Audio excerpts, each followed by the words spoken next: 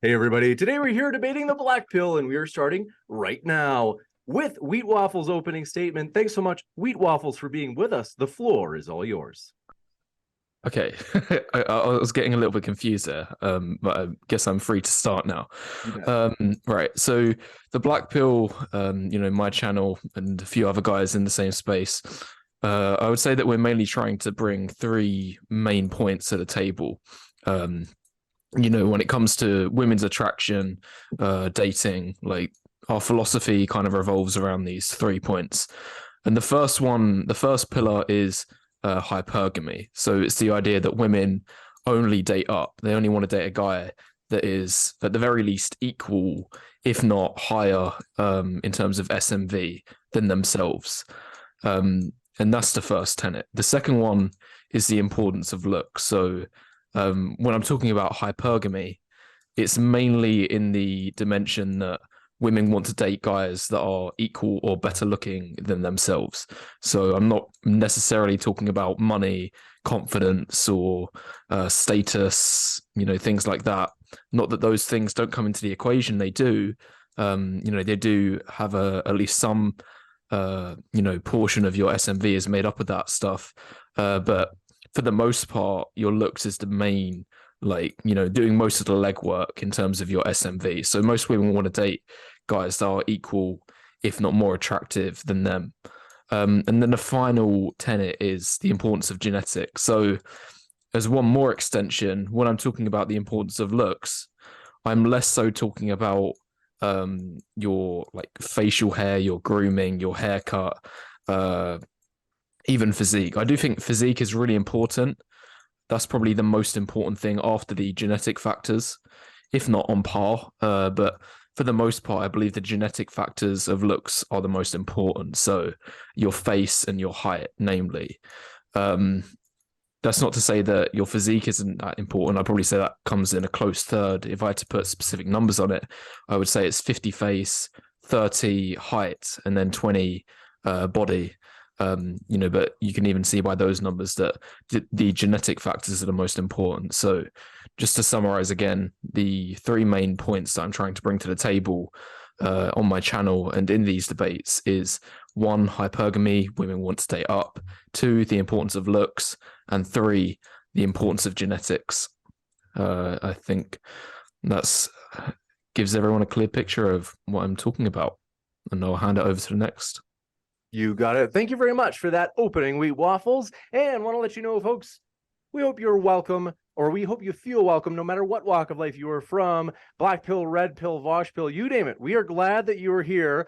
This is Modern Day Debate. I'm your host, James Coons, and want to say we are absolutely thrilled for our upcoming in-person conference. As you can see at the bottom right of your screen, DebateCon 3.1 is happening Saturday, April 22nd in Fort Worth, Texas. You don't want to miss those debates. It's going to be epic. So hit that subscribe button, as those debates will be on this channel. And with that, thank you very much for being with us as well. Vaush, the floor is all yours. Yeah. So I guess the problem that we're going to have from the onset is that I don't necessarily think I disagree with a lot of the central tenets that Wheat Waffles has put forward here. The problem is that these characteristics are ubiquitous between men and women, not just something that men experience from women. Obviously, of course, men care a lot about women's appearances, It's not as though, all men are like totally ambivalent saints who just care about a woman's personality and the looks are totally secondary. Like, we place a very high emphasis on a woman's appearance, and a large part of that is genetic. It's true, we don't care as much about women's height as a general characteristic of their appearance, but there are other things like their face symmetry, the strength of their jaw, the recess of their chin, things that affect men and women both when it comes to their perception of beauty, that we absolutely do care about. I agree that we have some unfair and selfish tendencies and biases when it comes to dating people, but I don't like the black pill rhetoric because, for one, nothing's guaranteed. I've known in my life plenty of people who I would consider unattractive, and I'm into guys too, so I'm qualified to judge, who nonetheless, shack up with some impressively attractive women. And I know guys who are like really hot and doing pretty well for themselves and are pretty, tall, who aren't able to get a girlfriend, mostly because they're kind of like weird and repellent. They're not good at opening up to people. Usually that is the big problem, by the way. It's not that guys are too weird. Girls don't mind weird guys for the most part. I think for the most part, weirdness is like an over attributed cause of relationship problems. I think it's actually more an inability to open up or be emotionally clear with others. I think that tends to bite men in the ass a lot more because guys are kind of taught, you know, like women will be super put off or disinterested or creeped out if you share your feelings with them. So yeah, no, to the extent that there are bits of unfairness, I fully agree, but I don't think it warrants like a black pill attitude towards the issue. Thank you very much for that opening as well. And folks, I want to say if you happen to have a question, feel free to fire it into the old live chat. If you tag me with @ModernDayDebate, that helps me to see your questions. And also want to remind you first that our guests are linked in the description. So if you want to hear more, just keep that in mind. And that includes the podcast, as Modern Day Debate does put every debate on our podcast within 24 hours of the show being live, where we link our guests there as well. If you haven't yet, pull out your favorite podcast app and find Modern Day Debate and follow us there so you can listen on the go. With that, thanks very much, Vaush and Wheat Waffles. The floor is all yours for open dialogue. Howdy, So Wheat Waffles. I was getting confused there if you was going to talk first or if I was going to say the first things. Did you have anything to respond initially to the points I said? Nothing besides the opening that I levied. Okay, fair enough. Yeah, well, I guess I'll kick off then. I wish I had my phone with me straight away because you did say a lot of things, and I only realized halfway through that you know, you was making a lot of points, so I was only able to go off memory, basically. I might need to ask for a few reminders of the points that you addressed. That's fine. I actually tried to open yeah. up my notes app to write down the points you were making, but then Windows 11 denied me the ability to search within my own apps, so I just kind of like also tried to commit them to memory. So we're actually on an equal playing field here. Yeah, okay. Well, the first thing that I remembered, wait, are you gay or bisexual? Because I'm pretty sure I heard you said that you were into guys or something. I'm pan. I'm into both. Into both. What? So yeah. What's pan? Like I'm bi. Yeah, bisexual. Like I'm bisexual. And what's pan then? Why do you say that? It's the Zoomer term for bisexual. Oh, is it? Okay. Okay, yeah. And then you said that because you're pan, you're into guys, you know what guys are attractive, you know, if a guy is attractive or not, and if their attractiveness warrants them getting girls. But I don't think that's a particularly good argument because there's a difference between the female gaze and the male gaze. Like, what is attractive in the gay community isn't necessarily attractive in the you know, straight community. Like, you know, just to give an example, well, to be honest, you probably know more about this than me, but I'm pretty sure in the gay community, like, it's a similar dynamic going on in the straight community. There's the masculine role and then there's the feminine role. And the masculine role person in a gay relationship, like, he might actually be quite attractive to a lot of women as well, even though he's not necessarily trying to date them. But as for the you know, feminine role men in the gay community, I doubt that they would be very attractive to a lot of women. Well, do you know what I'm saying? Do you see my point? No, I get your point, and I agree there's not a full parallel, though I do think there's a bit more crossover than a lot of people think. It is true that, like, it really depends on the market you're in, right? Like, for example, if I'm masculine, if I went over and, like, tried Tinder dating in, like, I don't know, some rural part of Kentucky, and all the girls over there were like, yeehaw, howdy, howdy, overalls, farmer girls, you know? They would probably find my city slickin' ways to be pretty metrosexual for their taste. I would probably come off like a huge homo to them. I mean, I'm not wearing overalls right now. Like, that on its own is a sign that I love cock, right? At least in their minds. There's a lot of culture overlap here, but at the end of the day, I really do think that a good personality and, like, a good attitude can get people really, really far. And I don't take issue with the idea that there are, like, biases when it comes to appearance, because of course there are, right? The main issue that I have is the idea that these biases are so overwhelming that they warrant people giving up, which is kind of the central tenet of the black pill, right? Like, lie down and rot. the idea that you know, That's a bit of a far-fetched implication to make. That's is that not at not all. like the No, central tenet of the no, Black Pill? no, no. That's not even remotely close. Not even close to the three things that I stated at the start.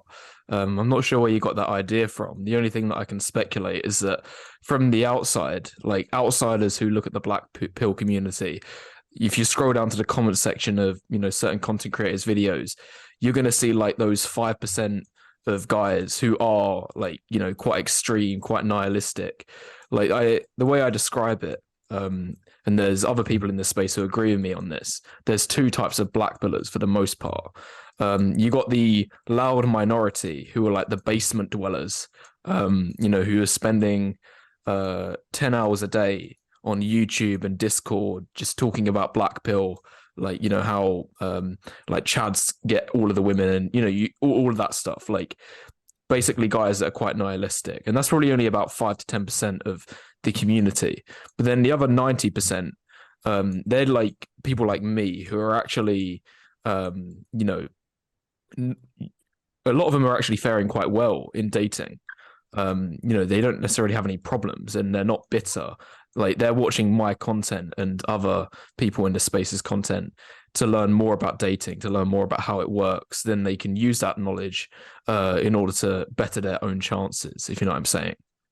Like that, to put it simply, like you got the realists and then you got the nihilists. Yeah, I get that, but if that's the case, if the underlying argument is that people try to date up, people can be kind of selfish and shallow. I mean, isn't that ubiquitous? That's kind of like a universal truth. I certainly know the Black Pill didn't invent the idea that women care about height and jawlines and chins and what have you. I mean, that goes back quite a while. I mean, probably about as long as we have a concept of aesthetics to even discuss. There are more severe implications to the Black Pill discourse online. The idea that this requires some kind of like immediate political change, or that there's some overriding societal bias against men that's fucking them over. Like there's always a greater prescription than that, no? No, you'd be extremely surprised. I think the mainstream and most people are incredibly blue pilled. And for anyone who doesn't know what blue pill means, it's basically, the opposite of black pill, that, it's all of this wishy-washy, feel-good dating advice that isn't actually tangible. And you're saying that most people aren't that, but I think that is what most people are, and that's what the mainstream are. Like, just one example quickly most people before know you respond. that women. Oh, no. Okay. Right. The video I uploaded today was called "Is Beauty Really in the Eye of the Beholder?" If you ask mum and dad, if you ask teachers, the mainstream media, the vast majority of them is going to say yes, it is. Beauty is in the eye of the beholder. But that goes against exactly what you just said. You said that most people know that women want taller guys and better looking guys, and men want better looking women. Like, but if you look at the mainstream, that's just not the case. Most people in the mainstream are saying that beauty is in the eye of the beholder. But I don't think those statements contradict each other. Beauty is objectively in the eye of the beholder. There's no objective aesthetic for standards. But that doesn't mean that people don't have general tendencies and preferences. Like people, for example, people tend to prefer aesthetic features. Sorry, not aesthetic. Aesthetically symmetrical features. For the most part, we have a bias towards symmetry when it comes to people's face structure, but not universally. There are bits of asymmetry that people can find attractive. Sometimes it's like a chipped tooth. Sometimes it's like, I know it sounds weird, but some people think like lazy eyes are quite cute. Like if a person has kind of like a wall-eyed look to them a little bit, and like some people find that endearing. I've seen people talk about that. So that would be like people having subjective preferences that deviate from basically like hard-lined biological preferences towards symmetry. So in that respect, you could simultaneously acknowledge, okay, like most people care about these things, but also, there's a lot of individual variance. I mean, God, have you seen the kinds of guys I've never heard of with? those. I've never heard of those examples that you've given. Any biological deformity, such as the ones you mentioned there, like lazy eyes and a chipped tooth, I think that would unanimously be considered unattractive. Okay, That's maybe just besides not like true, 0.1%, because I've never heard those examples. And the reasoning is quite simple when you look at evolution, because anyone who has these problems, is going to show that they have a less chance of survival. So they're well, no, less you're less likely going to want to reproduce with these people. I think Whereas, let me just say one more Sure, thing. sure. But I think what you could have used as a better example is something which is more of a niche. Like, this is the part where I do think that looks are subjective and beauty can be in the eye of the beholder, but it's still quite limited. It's only like 10%. It's when we're talking about these niches, because okay, here's a good example. Like, not all things are like objectively superior in terms of survivability and genetics. Like, some things might be better suited and adapted to one environment. Like, for example, if you are close to the equator, then having more melanin in your skin is better adapted, so that might be more attractive in that region. But the further you go north, to the poles, then that's when fairer skin is going to be better adapted, and then that becomes more attractive. You know what I'm saying? So, but neither one is objectively more attractive. It's dependent on how adapted it is to the environment. there are internal contradictions in your arguments here that I want to lay out. First of all, if any number of people believe that a characteristic that is conventionally unattractive is attractive, that is like a deviation from our bias towards symmetry. Even like Marilyn Monroe, like beauty moles, right? They're considered like a charming flaw, a charming defect. Additionally, like what we find attractive is heavily socially determined. It's not all evolution. Like, you can go back through time and see the kinds of people that get painted, for example, like more Rubenesque women, or if you go back and find, like, it used to be more attractive for guys to be super, super pale because it means they were wealthy enough they didn't have to work in the field. But nowadays, like, having a tan means you're wealthy enough to go to a tanning salon. But that's not, like, evolution. That's just a trend and a bias in the kinds of appearances that you see demonstrated by the ultra-wealthy in media.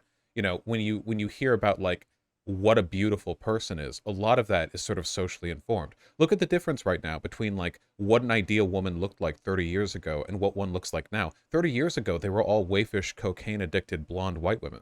And then you had Sir Mix-a-Lot's, seminal thesis, Baby Got Back. And now Kardashians are like the apex of modern beauty. Evolutionarily, nothing changed between now and then. It's just a matter of like what social trends we follow. There is some, degree of cultural shift in terms of what determines beauty. For example, like K-pop, that's exploded in the last decade or so. And, there's a lot higher demand for guys who are Asian, embracing like the pretty boy, like slightly feminized appearance. Like, that's increased mainly off the back of like K-pop going up. So I'm not denying the fact that cultural shift can influence what is deemed attractive to the community at that point. But you can never forget the biological and evolutionary roots of what makes attractiveness. Like, I'm talking things like symmetry, low body fat percentage, clear skin, a full head of hair. But there are like examples these things of all those. these things are unanimously. Yeah, okay, yeah, fair Not enough. Like, unanimously. you're gonna have a small percentage of women that like bald guys. That you're always gonna have a market for that. A lot of but women like chubby, like dad bod guys. That's not even like a small. No, that's the biggest code. No, That's the biggest code. Dog, That's it's not true. Dog, it's not a code. Women legit do not care. Like, I'm not built, and I've never had an issue. Like, not once in my life. I guarantee you would have more results if you was lean. Like, if you got with down to guys 10% with other body guys. fat. No, like very few guys have abs.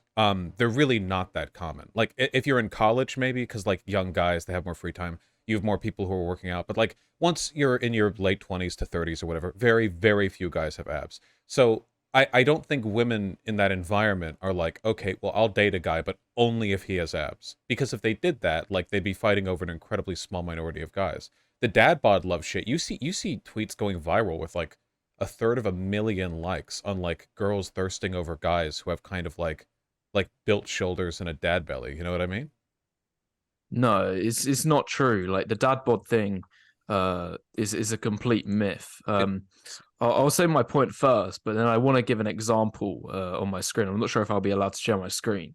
Yeah. I'm not sure if that's the sort of thing that you do on these Definitely. sorts of debates, but I'll get that example in a sec. It will take me a couple seconds to find it as well. But anyway, my general take on the dad bod thing is that, like, if you ask women if they like a dad bod, then they'll say like, yeah, of course I do. Yeah, I like a guy who doesn't take himself too seriously, maybe he does a little bit of exercise, but he's not in the gym every day. Like that's what they'll say.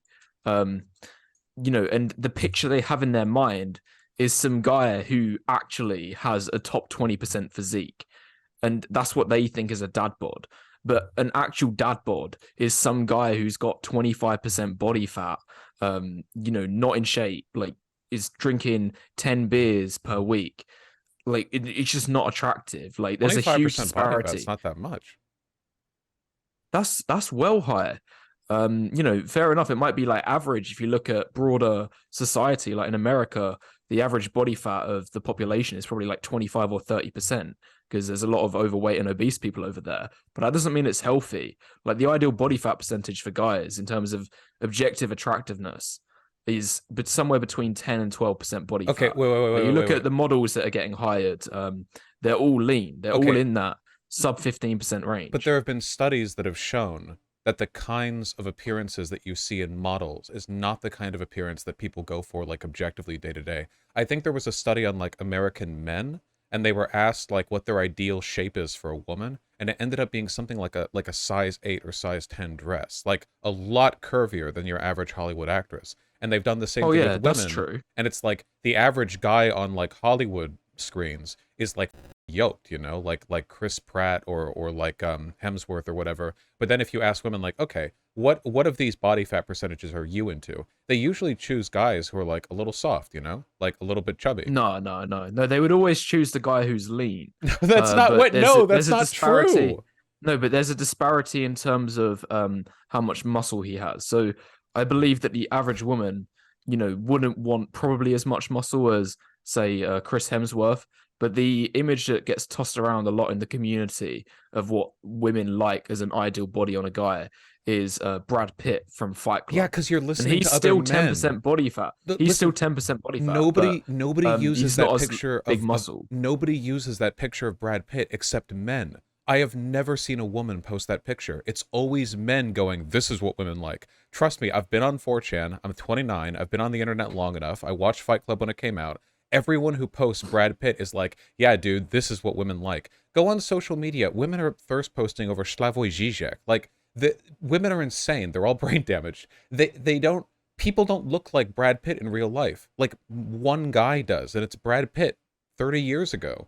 The problem that I have is like, this is what I mean about the echo chamber, where like, you've worked out a lot because I've seen your videos. You're in really good shape. So you're justifying to yourself like, okay, well, I have to be this or X, Y. Let's be real. No, you don't. And no, anyone doesn't. Your body is impressive and you should be proud of it. But the problem that I have is this idea that's like a bunch of guys amping themselves up in an echo chamber with like 99.8% view ratios, men to women, on like, listen, man, this is what women want. This is what women want. This is what women. And if you go outside, like women are with anything. Women are dating rocks. Women are dating like weird greasy hippies 12 years older than they are. I have no idea. Women are insane, This is extremely far and few between. You're looking at the difference between me and you that I've noticed just in these first opening minutes is that you're looking at all of these exceptions and I'm looking at the rule. Like I'm focusing on the rule, you're focusing on the exceptions. Like if you look at the general rules, women want guys who are lean, with, not skinny, like have a decent amount of muscle, chiseled jawline, full head of hair, clear skin, symmetrical face, yada, yada, yada. You get the point. I'm not denying the fact that there's women out there that date rocks. Like I've seen the headlines, the sensationalist articles or whatever, like I married a tree. Like I've seen it before, but this is like 1 in a billion woman. There's 8 billion people in the world. Of course, you're going to have one woman who's completely lost her nut. It's not. And, if you go outside, it's not 1 in a billion. You see women and men with arms around each other, and the guys are just like these dudes all the time. Like the women are beautiful, and the guys are just like dudes. This is one of the problems with men, is that like they all try to be ugly. Women put a lot of effort into their appearances. They go to salons, they like study up in aesthetic trends and fashion, they buy cute clothes, whatever. And then even guys who take care of themselves just wear shorts and polos. Like it's not like they go and do a makeup. It's not like they go and do their nails or whatever. So there's a huge But a lot of women imbalance. focus on the wrong things. No guys care about nails on a woman. Like they're mainly doing that to impress other women or for their own self. You're posting Brad Pitt to other men. But No, but as in guys care more about physique because they know that actually matters. There's twice, you say that women care more about their appearance than guys do. There's twice as many guys in the gym than there are women, if not more. Because I'd actually say, based on, visual, it's probably more like 3 times as many guys in the gym as yeah, there are women. because Women guys don't really go want to to the be gym. Guys do. muscular. Yeah, guys want to be muscular, but I'm talking about being beautiful, not about being muscular. Being No, beautiful but for means more. guys, improving your physique is part of your attractiveness. It So that's why so many guys go to the gym. it And like it can is for be. women as well. Like if a woman goes to the gym and she does hip thrusts, she's gonna increase her SMV. Like, you can tell what I'm alluding to there. But not a lot of women do it. Only like, the top 20% of women is doing in that stuff because they actually take it seriously enough. Most people don't exercise. So like Yeah, they don't. You're right. yeah, so off the bat, like if a person's in a gym consistently, they're already in the upper echelons of fitness just by virtue of showing up. Like that at the beginning, like that already is impressive. But the issue I have is like it seems like a lot of your standards when it comes to attractiveness are being influenced here. Okay, let me put it this way. If you got a bunch of pictures together of like hot anime babes and you had a range of them from like a kind of normal looking anime chick to like one with huge titties and wide hips or whatever, and you asked a bunch of guys, which ones do you think are the hottest, Like a lot of guys would show bias towards the insanely hot, like ultra built, big titty anime girl. But then in real life, not all guys are going after that. Like obviously guys are like hooking up with tons of people. So the issue I have is like you show a girl 2 pictures and one of them is like a bloated fat and the other one is like a super ripped guy. And it's like, well, which one would you prefer? And she points at the second guy and it's like, of course, because biologically you're inclined towards, being attracted to people with the highest SMV based on their evolutionary potential. It's just like, no, we're framing this in way too, like empirical of a fashion. When in reality, a lot of people's like attractiveness standards fluctuate constantly. We're being too essentialist. We're being too limited, I don't know. I don't really agree with your point. Like, if you look at these statistics, like I even mentioned this in my video today, like, is beauty in the eye of the beholder? The top 50% of men get 96% of Tinder likes. Like that same top half is getting 96%, while the bottom half is only getting 4%. And as a matter of fact, delving a little deeper, the top 1% of men on Tinder get 4 times the amount of likes as the bottom 50% combined, which is just nuts. Like one guy at the very top, the top 1%, has 4 times the power as 50 guys at the bottom. I probably actually puts effort all into of their appearance. dating chances combined. Like I would rather be that top 1% guy rather than, having 50 opportunities as a guy at the very bottom. You're completely invisible. Like if you're a guy in the, bottom half of looks, you're just not even getting seen. I agree that Tinder absolutely sucks for guys, but a lot of that is because guys are desperate and disgusting. So they'll like match with literally every woman and like, hey, what's up? How you doing? Show tits to like every chick. Most of them aren't even getting matches. Like forget the texting altogether, because most guys aren't even getting the matches. Like in order to like even be concerned about like how they're gonna conduct themselves in the texting part of it. Well, there's like, an similar imbalance. to a job interview. Like you can plan until the cows come home what questions are going to come up in this job interview, what you're going to say, how you're going to really sell yourself. But if you don't even get the interview in the first place, then it's a complete waste of time. Well, the point of Tinder is that you get to make like a really shallow determination based on their superficial appearance. So obviously, like people aren't going to give you the time of day if they're not swayed by how you look to begin with. I agree that Tinder sucks for guys. Don't get me. Well, it sucks for straight guys. I agree that Tinder sucks for straight guys. But at the same time, like a lot of this has to do with gender roles that like these standards kind of contribute to. The idea that men should be the one to approach, that women are the arbiters of beauty and men should be the ones to like court and woo them. That's a huge contributor to why Tinder is so bad.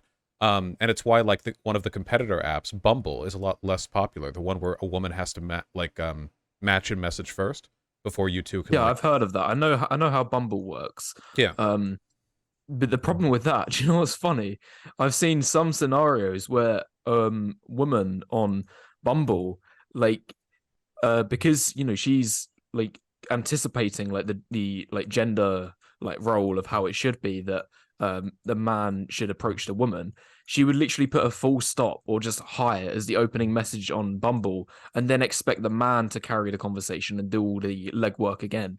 Like, so we're straight back to square one. And if I'm honest, like I'm not sure if you agree with the whole like gender role system when it comes to approaching, but I think that men should be the guys to approach. Like, it's not down to a woman. Like, men have always been the pursuers, and women then have that's always the been issue. the people to pursue. No, but I'm not trying to break down that system. Well, I think that's just how it always is. But That's it's how causing the world works. it's causing problems. Like what you're Yep. complaining about on Tinder and Bumble right now is you're like defending the thing that's causing that problem. The fact that But what are you reason gonna do? why Like, the reason why women don't have to like engage at all in those apps is because they know men will come to them, which is true. Men are way more desperate than women are in social media apps. So if we could somehow like address that and make men less desperate and make women more like engaged and more likely to initiate, I think you would see a settling in a lot more of these roles, which I would like to see, frankly, because for a number of reasons. I'm sick of only women putting effort into their appearance while a lot of guys are ugly. I'm sick of like women being sort of entitled to guys approaching first. These are issues way less in the queer community, by the way. Even if you're a guy looking for a girl, if you're both kind of vaguely in the queer community, a lot of these problems dissolve. People are a lot more like free moving when it comes to around or like approaching each other, and I think that's a lot healthier than what we have between straight men and straight women. I thought the gay community is even more online than the straight community. Yeah, they're a lot hornier too. I remember seeing some what is it, data on it online. It said that like half of straight couples meet through online dating, but it's like 90% for the gay community. Well, in a lot of places, being publicly gay can be kind of dangerous, so it makes sense there'd be a bias towards online engagement. But there is a lot more freedom in terms of like the back and forth. Like, for instance, I'm a guy. I've slept with women who I'd consider to be in the queer community, you know, blue hair, pronouns, whatever. But it's way easier to talk to them. With a lot of straight women, you know, blonde hair, no pronouns, you know, you have to go through the whole courting process. You talk to them and it's like, oh yeah, let me like try to debate you into talking to me more. But with in the queer community, people I think are a lot more chill. Probably because a lot of the women in the queer community that I've dated or are themselves bi and have themselves women. And what that means is they're used to dealing with shallow bitches. So they know how frustrating it is to be talking to a woman who's being incredibly like distant or unengaged in the convo, and reciprocally, they're more used to engaging or initiating directly. Well, there's that, and there's also the fact that bisexual women are significantly easier to seduce than straight women, That's like true. strictly straight women, because bisexual women are a lot more free thinking, liberal, open to experimentation and, like exploring themselves and their identity than straight women are. So like it's a lot easier to persuade them in order to engage in like some sexual act, like even something really kinky. Like the guys that I've, heard of like done threesomes and, all sorts of wacky stuff. It's always with these bisexual women that, like are a lot more free spirited. Yeah, they're pretty cool.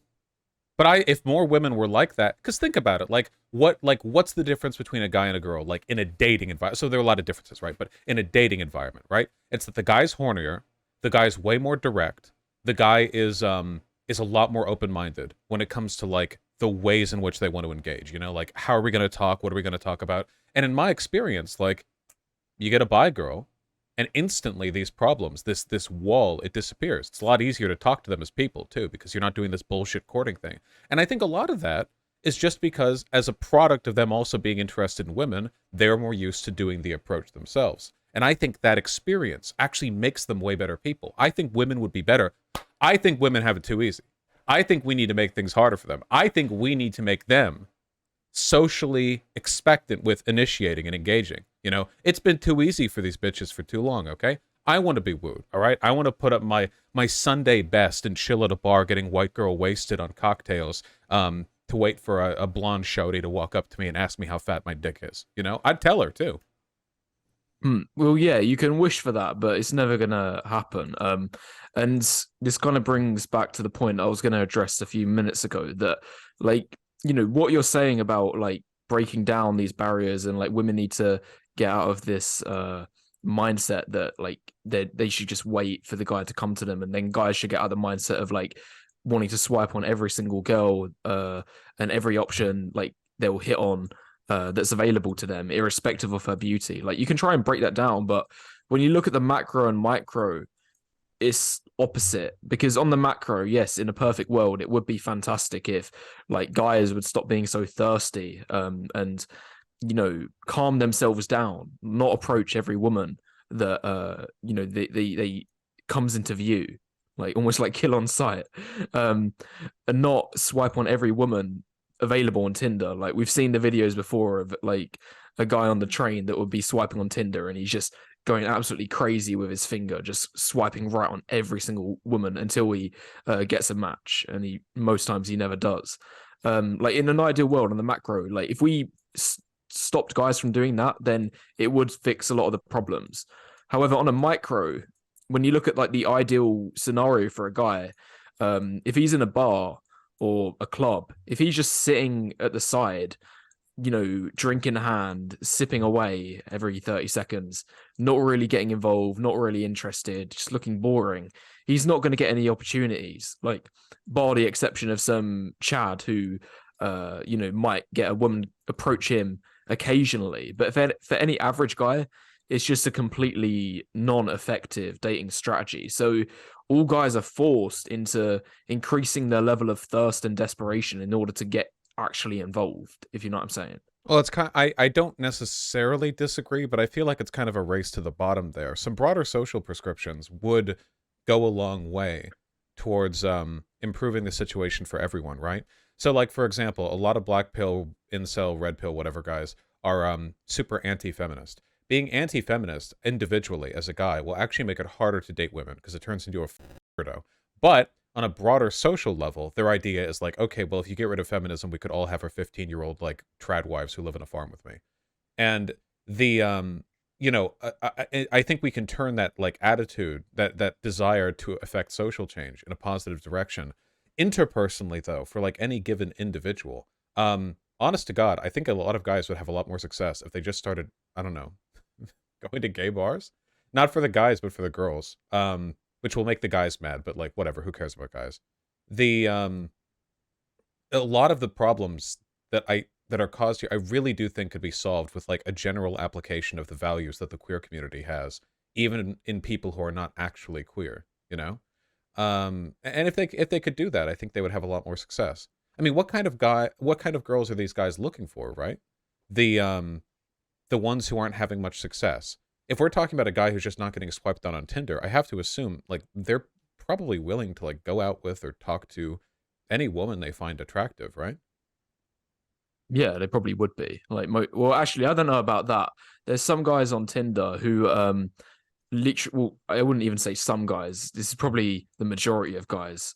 Their standards are through the floor on Tinder. They would literally swipe on anyone and anything. And the reason for that is because it's behind closed doors. However, if they was out with their mates in a bar or whatever, and then there was some really overweight chick, sitting on the opposite side, like a guy who might have swiped on her on Tinder, he's gonna be too embarrassed to approach her like at the bar because all of his mates are watching. Do you know what I'm saying? Okay. Do we feel like we're maybe touching on a negative standard here, right? Like, if a person would be willing in a vacuum to sleep with an overweight chick, but would be embarrassed to do so publicly, isn't that guy demonstrating an attitude that might kind of be, like, contributing a little bit to the issue? Because it seems like that guy's like a coward. Yeah, it is. Right? It is. No, it does cause a problem because, right. Most guys who are overweight themselves, they probably wouldn't be embarrassed approaching that overweight woman because they're on the same level. But if a guy who's, say, like a 6 out of 10 approaches the woman who's really overweight and below average, like he's not going to do that in real life because like that's an embarrassment for him. Like his mates are going to be like, oh, why are you stooping that low? You know, like why don't you go for someone in your own league, in your own level? However, when he does it on Tinder, because it's behind closed doors, he can just invite the woman over. You know, it's a lot more of a likely scenario to happen. And then when that happens, the woman walks away from that situation thinking like, oh, I got that 6 out of 10 guy, you know, who was really attractive for me. You know, I deserve him. But there are like and problems. Yeah, this causes a problem. Well, okay, that causes a problem because it causes the entitlement. So okay, I don't think that's happening in the minds of women. I've noticed this in a lot of like red pill channels or whatever, where they think that every woman is like a stupid automaton who sleeps with one hot guy and then instantly starts like demanding like Chanel and Gucci from every guy she sees and only with like 10 out of 10s. I don't think that's really happening that much in reality. There are crazy entitled women, but there are like super crazy entitled dudes, right? Like we all know guys who aren't that attractive, but are doing the like 2 out of 10 elbows too pointy bullshit with like really hot women, right? Yeah, there are some delusional guys, but you know, they're in the minority. Like there's a lot more delusional women about what they can obtain than there is delusional guys. And most guys who are delusional, like it's cope for them. Are they delusional or are they right? Because those women seem to actually be getting the guys, right? Well, no, they've not adjusted to the you know, new market conditions.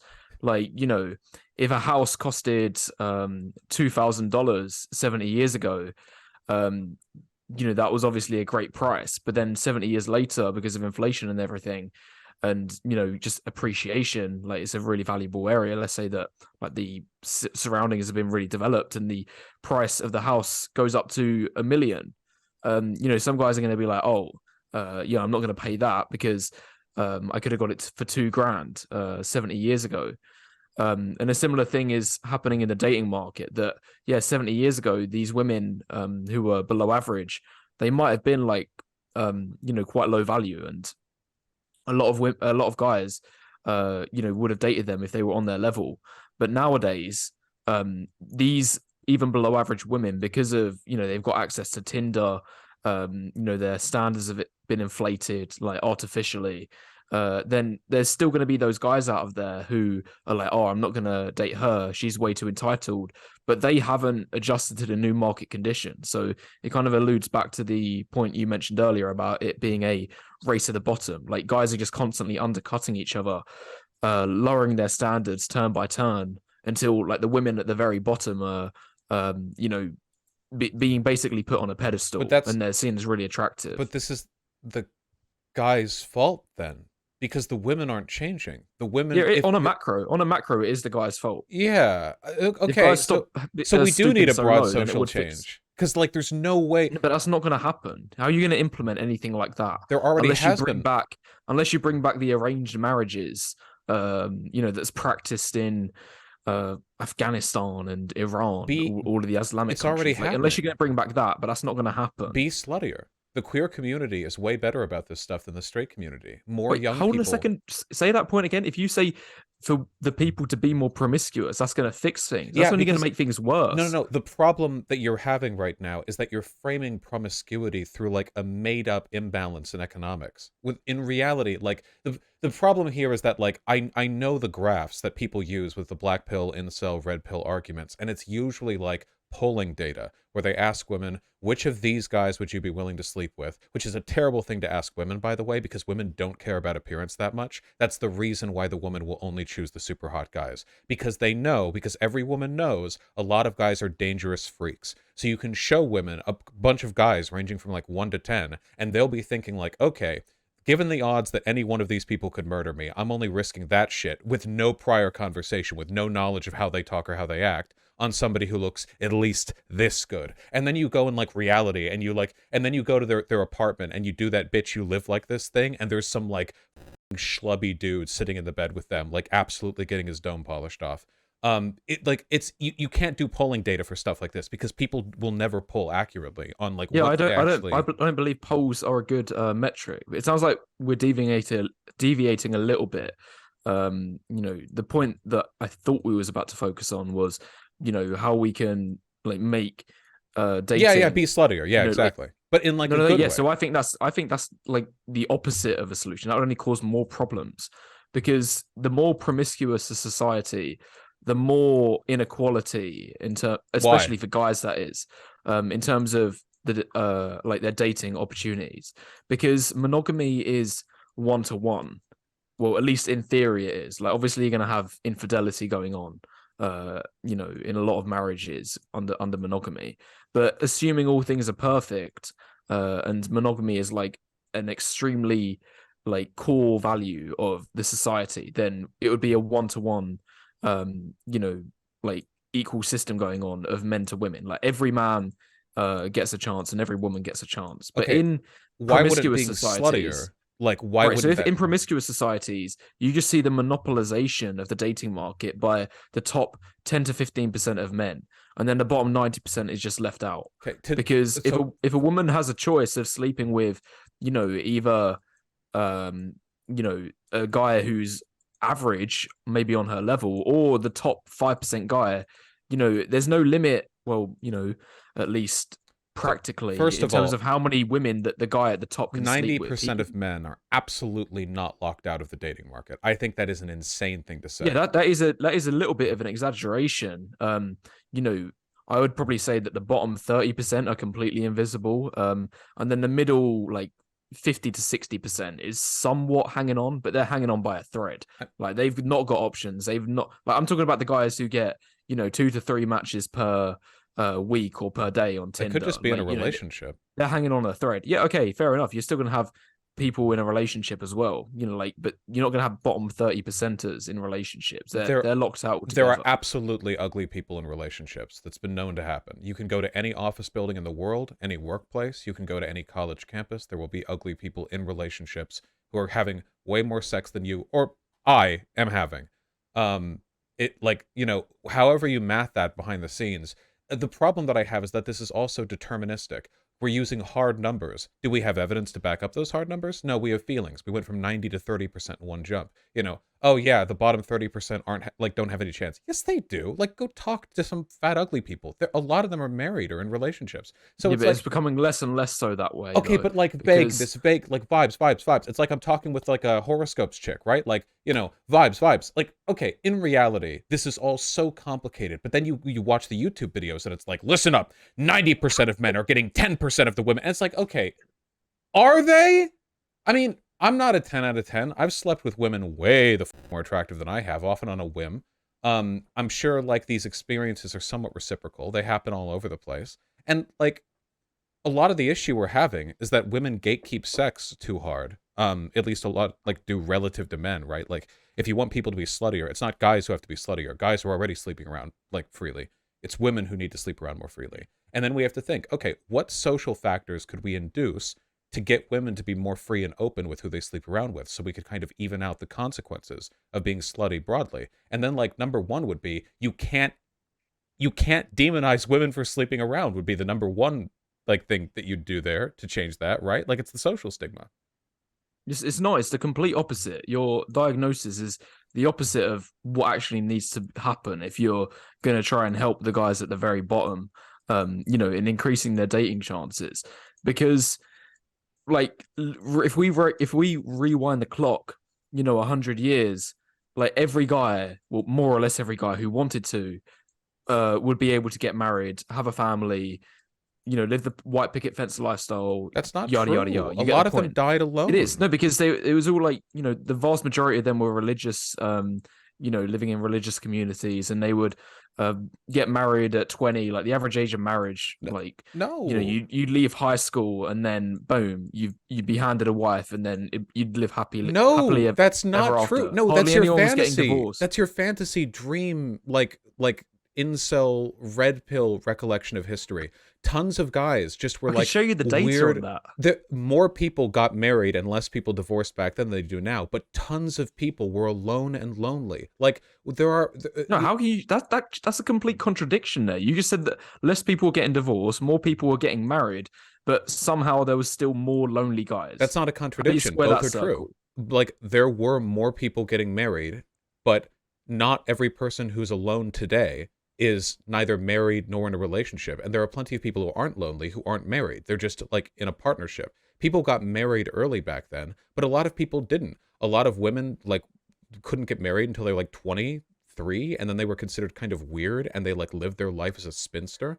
There were lots of guys who died in wars who never even got the chance to participate in like the dating market. Like the population like holes that were left by the Civil War and World War I and World War II and the respective countries that contributed to them, like massive like population deficiencies. That I mean, all those guys, like they never got to be married, they never got a happily ever after. And then with like going back home after, black GIs didn't get to benefit from the GI Bill. So when they got back to America, like these guys didn't get the white picket fence lifestyle. They just like went back to the Jim Crow slum they came from. You know, it's easy to romanticize like kind of socially enforced monogamy in retrospect, but in reality, a lot of people back then were miserable. Back in the 1950s, like we were handing out record numbers of prescriptions for antidepressants and like amphetamines to women in traditional marriages because they had nothing going on in their lives except like waiting for their husband to come back home after their secretary. It's like, and not to mention like nobody could divorce back then, right? Because like if you were a woman and you tried to divorce back then, like your life is over, dog. No man is going to marry a woman, or at least not many men, who's been known to divorce beforehand, because men don't like women who are willful. They don't want a woman who would complain or leave them if they beat them or cheated on them. So like we have very bad standards when it comes to how happy people were in the past. People have gotten freer with time, and I think that's good, but we need to balance out that freedom with like an appropriate and proportional level of investment in the consequences of that freedom. And I think the best thing we could do for that is to go, okay, hey, maybe women will be a little bit more open to like sleeping around if we don't shame them for it. If it's like, okay, you know, let women sleep with guys who are a bit less attractive, and let that not be a shameful thing for them, and let it not be a shameful thing for us, and let the whole dynamic flow. How are you going to smoothly. convince them to sleep with the guys who are less attractive? It's just not going to happen. They've done it to me. Can I share my screen quickly? Yeah, Sure. Like, we've all seen this graph before. Can you see what I'm seeing at the moment? Oh. You know, the one, like, dating is a zero-sum game. Like, one man's gain is always at the expense of another guy. And that's why, you know, the graph that I'm sure everyone's already seen, male virginity is going up. The number of men who are locked out of the dating market, and, you know, it's as I said earlier, like, which is a rough estimate, 30%. Well, this is 28%. It's increased, and it's in the last 30 years, 40 years. And that's because the dating market has become more, you know, free. People are more promiscuous now than at any other point in history. Well, not in history, but like at least since the you know, monogamous single family household era. Like it's a zero-sum game, because as one guy at the top gets to sleep with all of the women, you know, who are average to above average, then it leaves the average guy who previously would have dated and married that girl out of it. Now he's left out of the equation, and he has to now step down another rung, and he has to do the same thing to the guy at the very bottom, the 30%, the bottom 30%ers, and that's why these bottom 30%ers get locked out. Do you know what I'm saying? No, I agree. The rate of female virginity has been increasing too. I think that there was not like, as much though. It's less. I acknowledge not as much, though I believe it's not by the proportion we're looking at here, because that stops in 2018. The pandemic worsened everything for everyone. And it evened out the worsening as well, of course, because the pandemic affected men and women like pretty equally in terms of like social ostracization. Yeah, I see here. Oh wait, there's a couple of charts here, depending on which ones you want to look at. At any rate, I agree that it's worse for men than for women. But what I'm trying to do here is prescribe like possible improvements to that. Because while I agree that a lot of guys have more trouble finding sex than women do, I don't deny that at all. I know for a fact that like if a guy went to a bar, like sat up on the bar stool and said like, hey girls, anyone want to take me to the bathroom? Like nothing would happen except the police would be called. If a woman did that, decent chance if she did enough times, like she'd be able to get railed in the bathroom. Maybe not even. Oh, 100%. Yeah, well, it depends on the bar. You know, some bars 100% chance, Yeah. some bars not so much. Well, they would have to say, "Hey guys," not "Hey women," but you know, I don't deny there's an imbalance there, but like, I think that we have to temper the individual and the group expectations a little bit with an understanding that whatever we want to return to is not coming back. We have to talk about ways to improve this moving forward.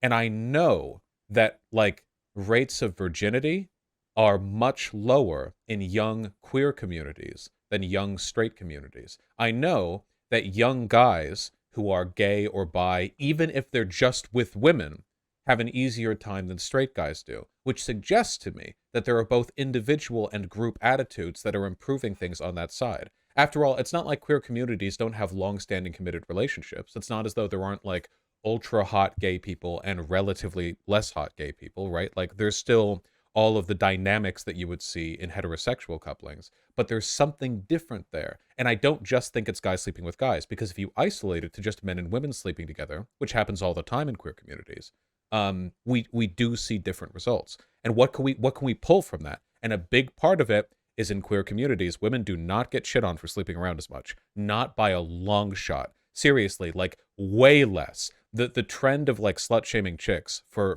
sleeping around is a predominantly heterosexual institution. And I can't help but think that contributes a little bit to women being a bit more cagey when it comes to who they want to sleep with. Well, yeah, women, as you mentioned earlier, women are the gatekeepers of sex. Like, they're going to be the ones who, are handed the keys, and they're going to be able to choose, which guys get access to it or not. And the example that you gave of, like, the gay community, like, it's a lot more equitable, that even guys who are, like, at the bottom still have opportunities. But that's just because their body counts are a lot higher anyway. Like, I've heard some gay guys who have got body counts of, like, 200 or 300, and that's not even uncommon. That's, like, a lot of them. So in that respect, like, it probably. But what if it was just men and women, though? What if we count out men being men? Wait, so what do you mean by that? Like, if we just focused on heterosexual pairings in non-heterosexual communities. So we're just looking at, like, the way men and women interact with each other. Even then, I feel like the body counts are a lot higher in the queer community than they are in the straight community. I mean, go to a straight bar. Like, everything's made out of, like, laminated oak, and you have some, like, brushed iron seats that you sit on for a guy in a mustache to give you a $20 burger or whatever. Now, go to a gay bar. It's fucking horny. Go to a gay bar. Even if it's, like, men and women sitting next to each other, you've got the lights, you've got the music, everything's pounding, the pulse. They make the bathrooms bigger in the queer bars. And it's like, well, why? I mean, even if we're just talking heterosexual pairings, why is everything hornier? Because it's better, and I think we can improve. I don't know. I'm not sure if it would work, because if you look at the trajectory, like, maybe it's a different set of rules for what applies to the straight community and the gay community, because you are right that in the gay community, like, which is more promiscuous, it's more equitable. Like, even the guys at the bottom still have opportunities. But if they applied that same logic to the straight community, I don't think it would lead to the same outcome. Because if you look at the trajectory of how things have shifted in the last 30 to 40 years, the straight community has become more and more promiscuous. Like, feminism has, like, said that a woman sleeping around is actually empowering, not a, not something that she shouldn't do. Don't you like sleeping around? Sorry? Don't you like sleeping around? I mean, I feel kind of a lot of guys, it's in their evolutionary strategy, actually, or in every guy's evolutionary strategy to sleep around. But it's not in women, so it's actually dispowering for them. But we don't, because a woman can only have one baby every 9 months. You're doing it here, though. Like, wait, but Doing this is what? the thing. You're like, evolution says that it must be socially acceptable for guys than the girls. Evolution isn't a factor anymore. We built our environment. We built cities. We have birth control. We built the world around us. We're not subject. No, but that doesn't to the take away whims. the evolution. No. Evolution is a system where nature guides the behavior of organisms and their design to accommodate survival in a given environment. This is descriptive, not prescriptive. Just because something is evolutionarily ordained does not mean that it's good or bad. Evolutionarily, you I'm might not saying want to make, whether it's good or bad, but well, I'm saying it will, it's still a factor that's involved but you're making in an argument terms for of. social stigma, and that's a prescriptive judgment. What I'm talking about here, what we're talking about being empowering, empowering is about whether or not you think something's actualizing. Are people having fun? Is it a statement of yourself? Are you They're certainly not having fun. women having I showed in sex? my video. I actually showed in my, what is it? Let me just bring it up quick. I've already got it, the statistics available. I can tell you right now. So for both men and women's concerns over casual sex, in this survey, they did, how many was it? 14, I think. 14 measurements. Yeah, 14 factors for what men and women's concerns are over casual sex. And it's all like the common ones. STDs, pregnancy scares, fear of judgment, personal safety, dissatisfying sex. You get the idea. And in 12 of the 14 factors, women's concerns were greater than men. So, Why do you they think have a that lot more is? of a concern, for fear of awkwardness, personal safety, dissatisfying sex, regret, social stigma, things like that.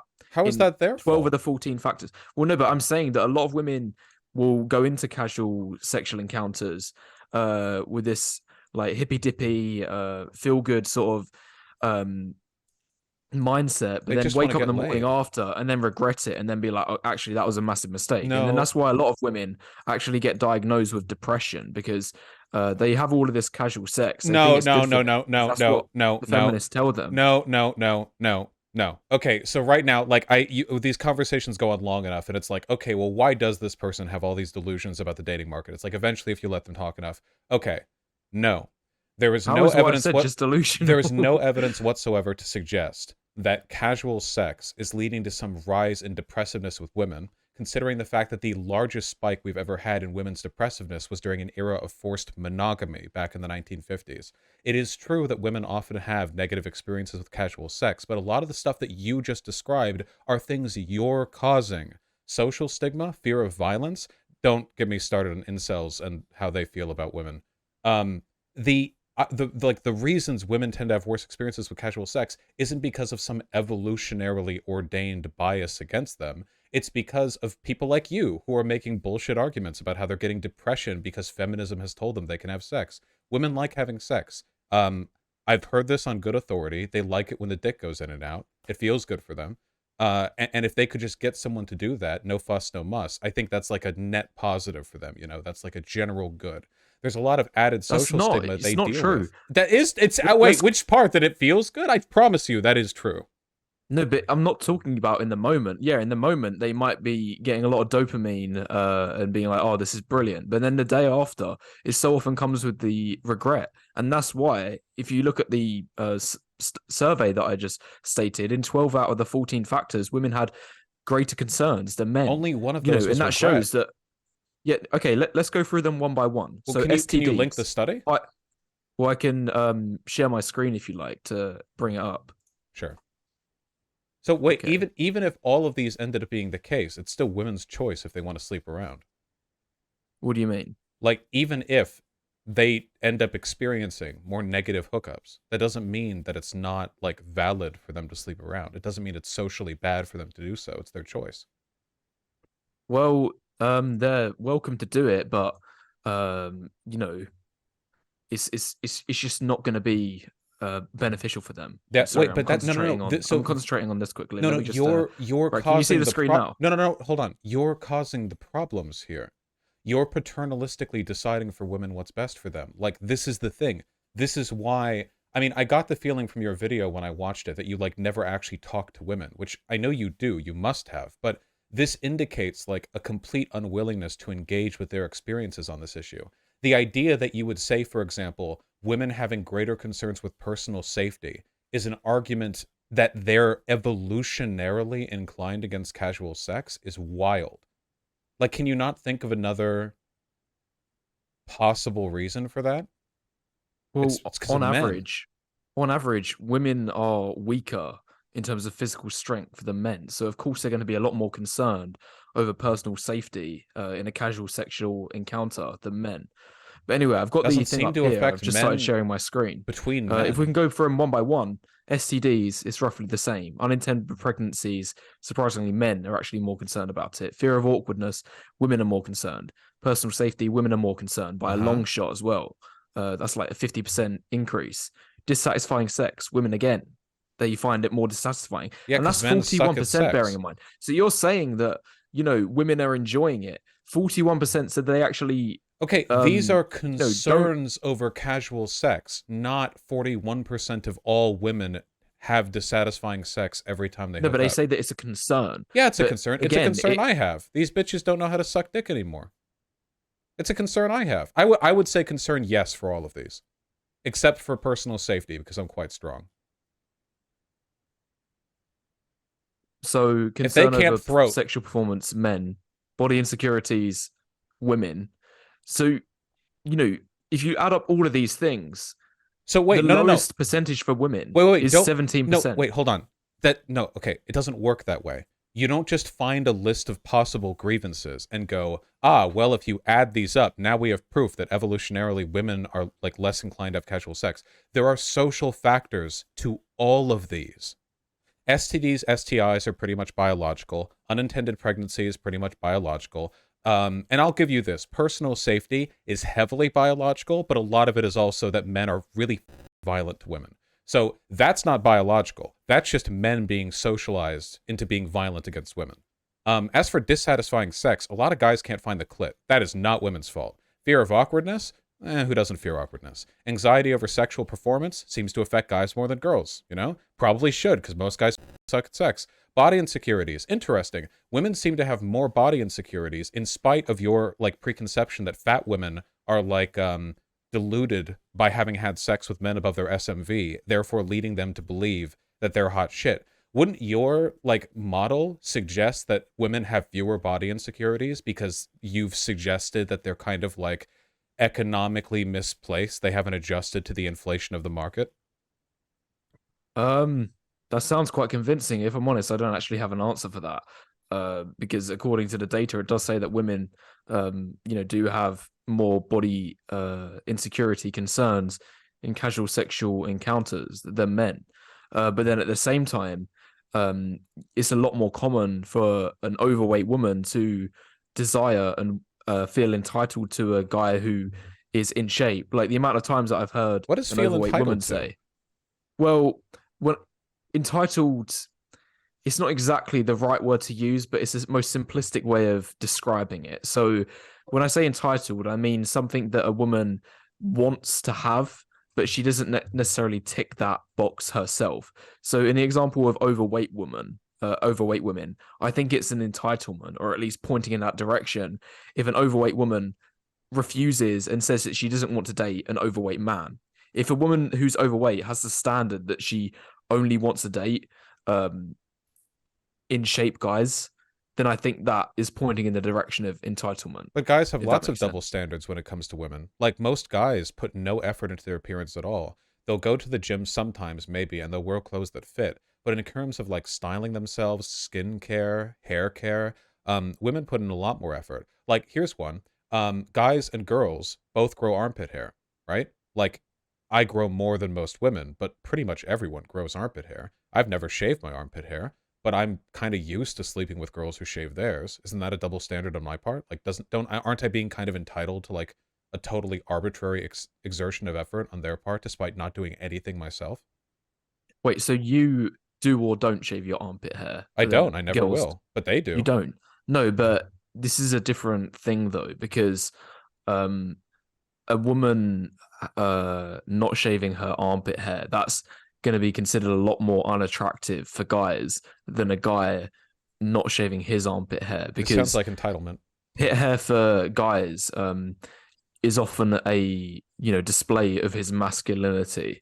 It's obviously, this isn't a huge example, it's not really a big deal, but if a woman has armpit hair, a lot of guys are going to be see that as quite unattractive, but not many women are going to see the same thing about a guy who has or doesn't have pit hair. But you're just describing socially normalized entitlement. Like, armpit hair is not a gendered feature. Literally all people have there are like 5 people who don't. There are Asian guys who don't. So I guess, like, yeah, it's pretty much even between men and women.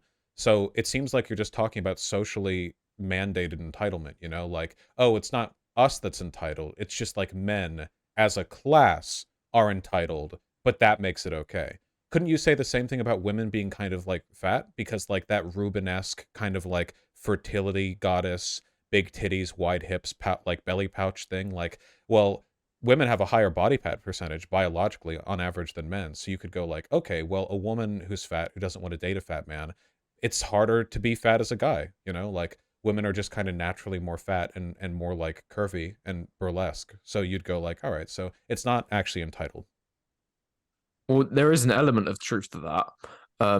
To some degree, a woman can get away with, well, I wouldn't say to some degree, in the vast majority of guys' opinions, a woman who's overweight might actually be considered attractive. Like, as long as we're not talking to the extreme here, like I'm talking about 20 to 25% body fat on a woman, it might actually complement her appearance because it will go to her chest, her hips, not waist, sorry, not waist, her hips, which can increase her desirability. Her But belly's for cute. men, no, I wouldn't say belly, not on Nah, like a women. little. Didn't you see that discourse on Twitter about how like girls will wear like a skirt and then it'll have that like belly pouch thing? You know what I mean? Like the like it's not called a bit. It's like something. It's like the primordial pouch in a cat, except it's on a bitch. No, I don't know what you're talking about. Ah, the thingy. You know, like the. I think that's cute. You know, they're kind of squishy. Okay, fair enough. Maybe you have a niche preference for that, but A lot of generally speaking, me and a lot I of don't other think many people. guys think belly fat on a woman is attractive. But as for guys, if their body fat percentage is high, like even if we're talking 20% or above, like it goes to the worst areas. All goes straight to their face. It just bloats out their face. And then guys get beer bellies, and it's just not a good look for Could go them. to So your men ass. can't afford. I don't think that's particularly good for guys either. Girls like It's fat not really a. asses. I don't know. I don't know too much about that. Whether that's a No, good or no, a that's bad thing. fully true. Hey. You go to the gym, okay, and I don't. You'd better be doing those what do they call them? Hip thrusts as well, okay? That shit's important. You gotta have fat glutes. It signals that you're a good dancer and that you can throw it back good, like you hit the back walls. That's the muscle you use when you're thrusting, Like, I mean, you can use your core, like you use a lot of muscle, but you use your ass like mostly. Fair enough. Okay. I'll have to look into what you're saying. Either way, I don't think it's a huge component of a man's physique in terms of his attractiveness. For guys, the main things that are going to display their masculinity is going to be the size of their shoulders, the breadth of their chest, their arms, things like that, and having a low body fat percentage. But anyway, this is derailing a little bit. Just a Like, little what bit. my overarching point was is that for a woman, her being higher body fat percentage, it's not as bad of a thing necessarily than a man being higher body fat percentage. So in that regard, you could argue that a woman who's overweight, she is technically she's dating down more by dating an overweight man. That argument can be made. Like, I think there is truth to it, but then the thing that I don't buy is when a woman's literally like 35, 40, 45% body fat, like clinically obese, but then she doesn't want to date a guy who's say 25, 30% body fat, and they're probably on the same level, realistically, given like their attractiveness. Well, I'm definitely not denying that there are some people who come across as kind of like weirdly lacking in self-awareness when it comes to their appearances.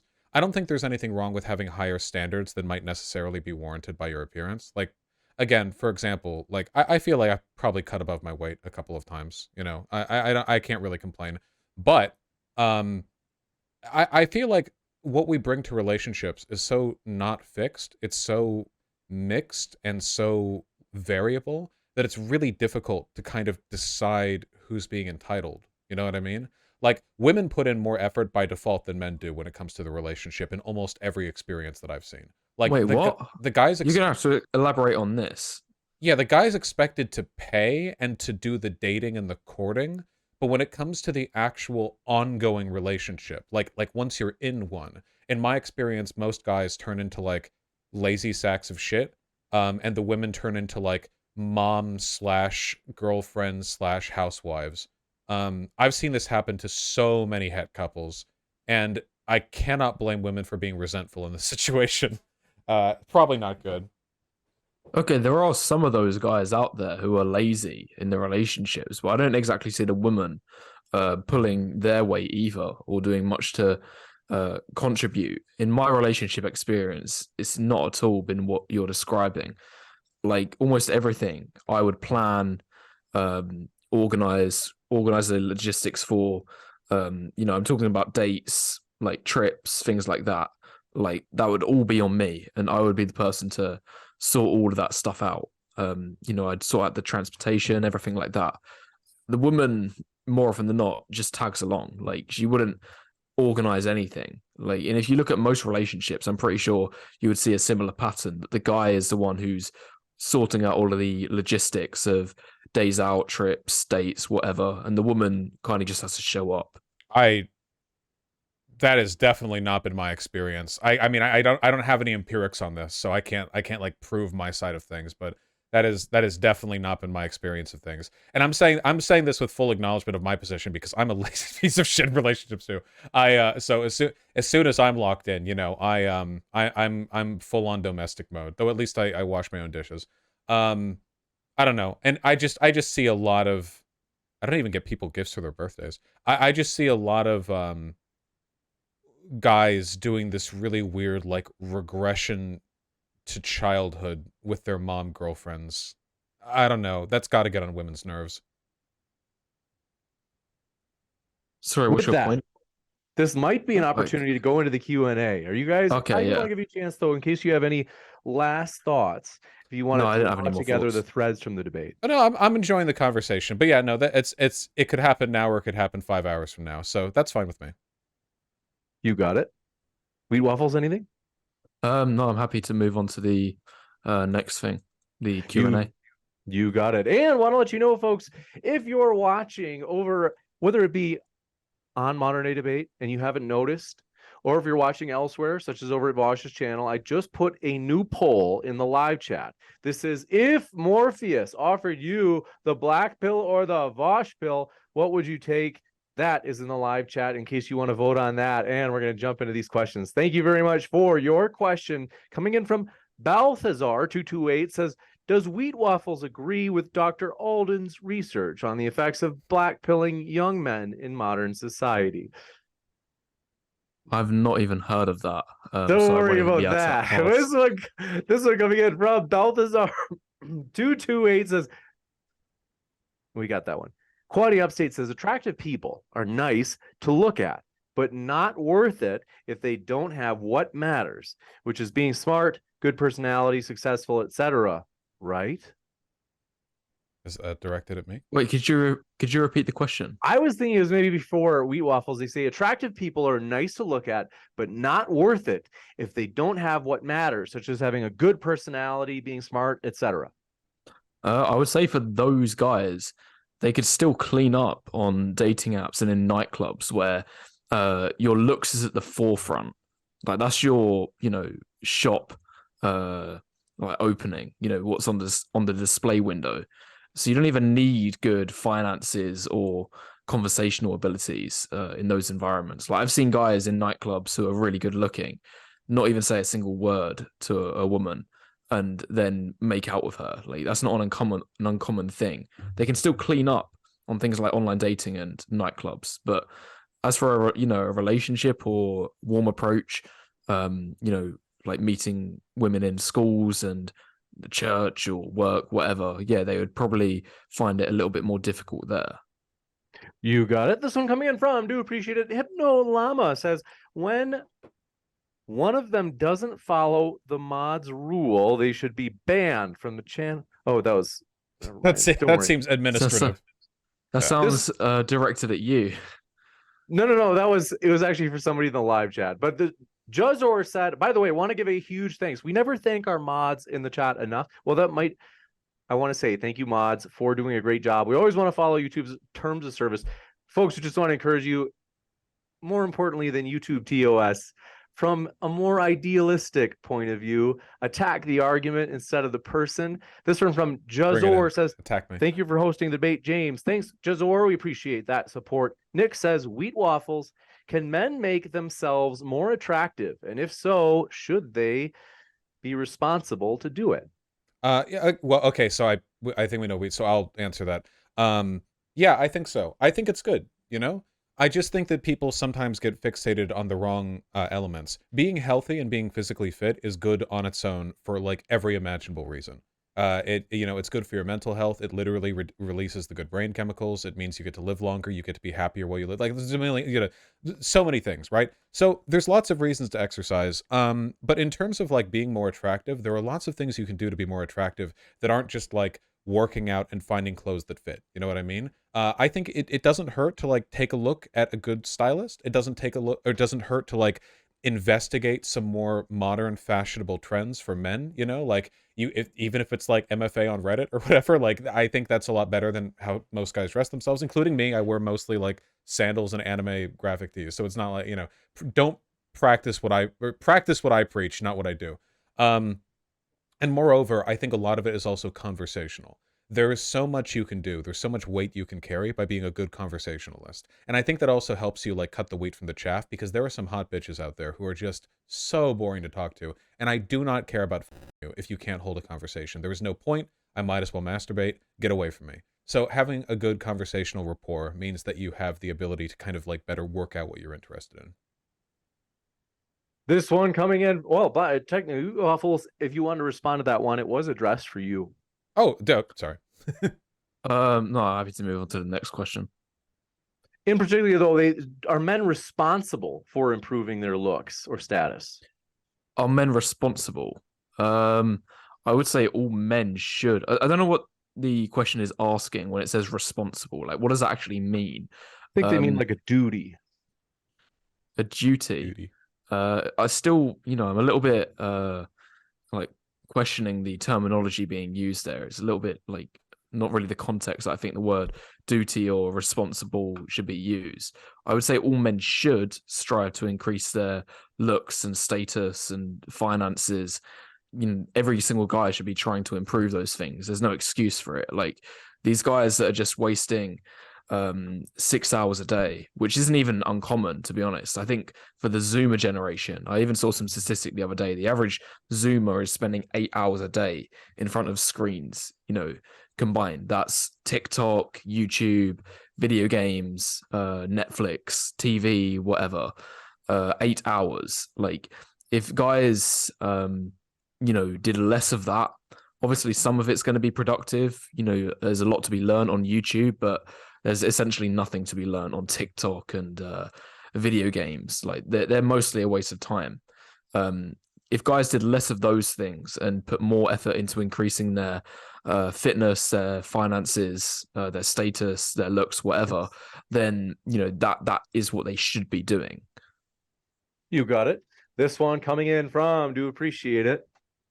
Big Bad Mama says, is there a link between incelibacy and fundamentalism? Let's see. I don't know if you're voluntarily celibate for religion reasons. I don't know if you'd be incelibate, but nonetheless, I guess you could be a half-hearted fundamentalist who's wanting to have sex. You're wanting to break your celibacy. I can tell you for a fact, a lot of people pretend to convert to Catholicism as a response to not getting laid. That's a common online thing. I think they're asking though, Wheat Waffles, are you a religious fundamentalist? No, Yes. I'm not religious at all. I don't believe in God. Wow. An atheist. All right. Thunderstorm. We hope you feel welcome, whether you're atheist, Christian, Muslim, you name it, folks, or whether you're black pill, Vaush pill. We're glad you're here. Nix, we got this one. Thunderstorm says, hi, no malice. Do a lot of these issues stem from the lack of communication or skills or self-awareness and autism for both sexes? And on a side note, people seem terrified to love another person. I think they're meaning non-committal.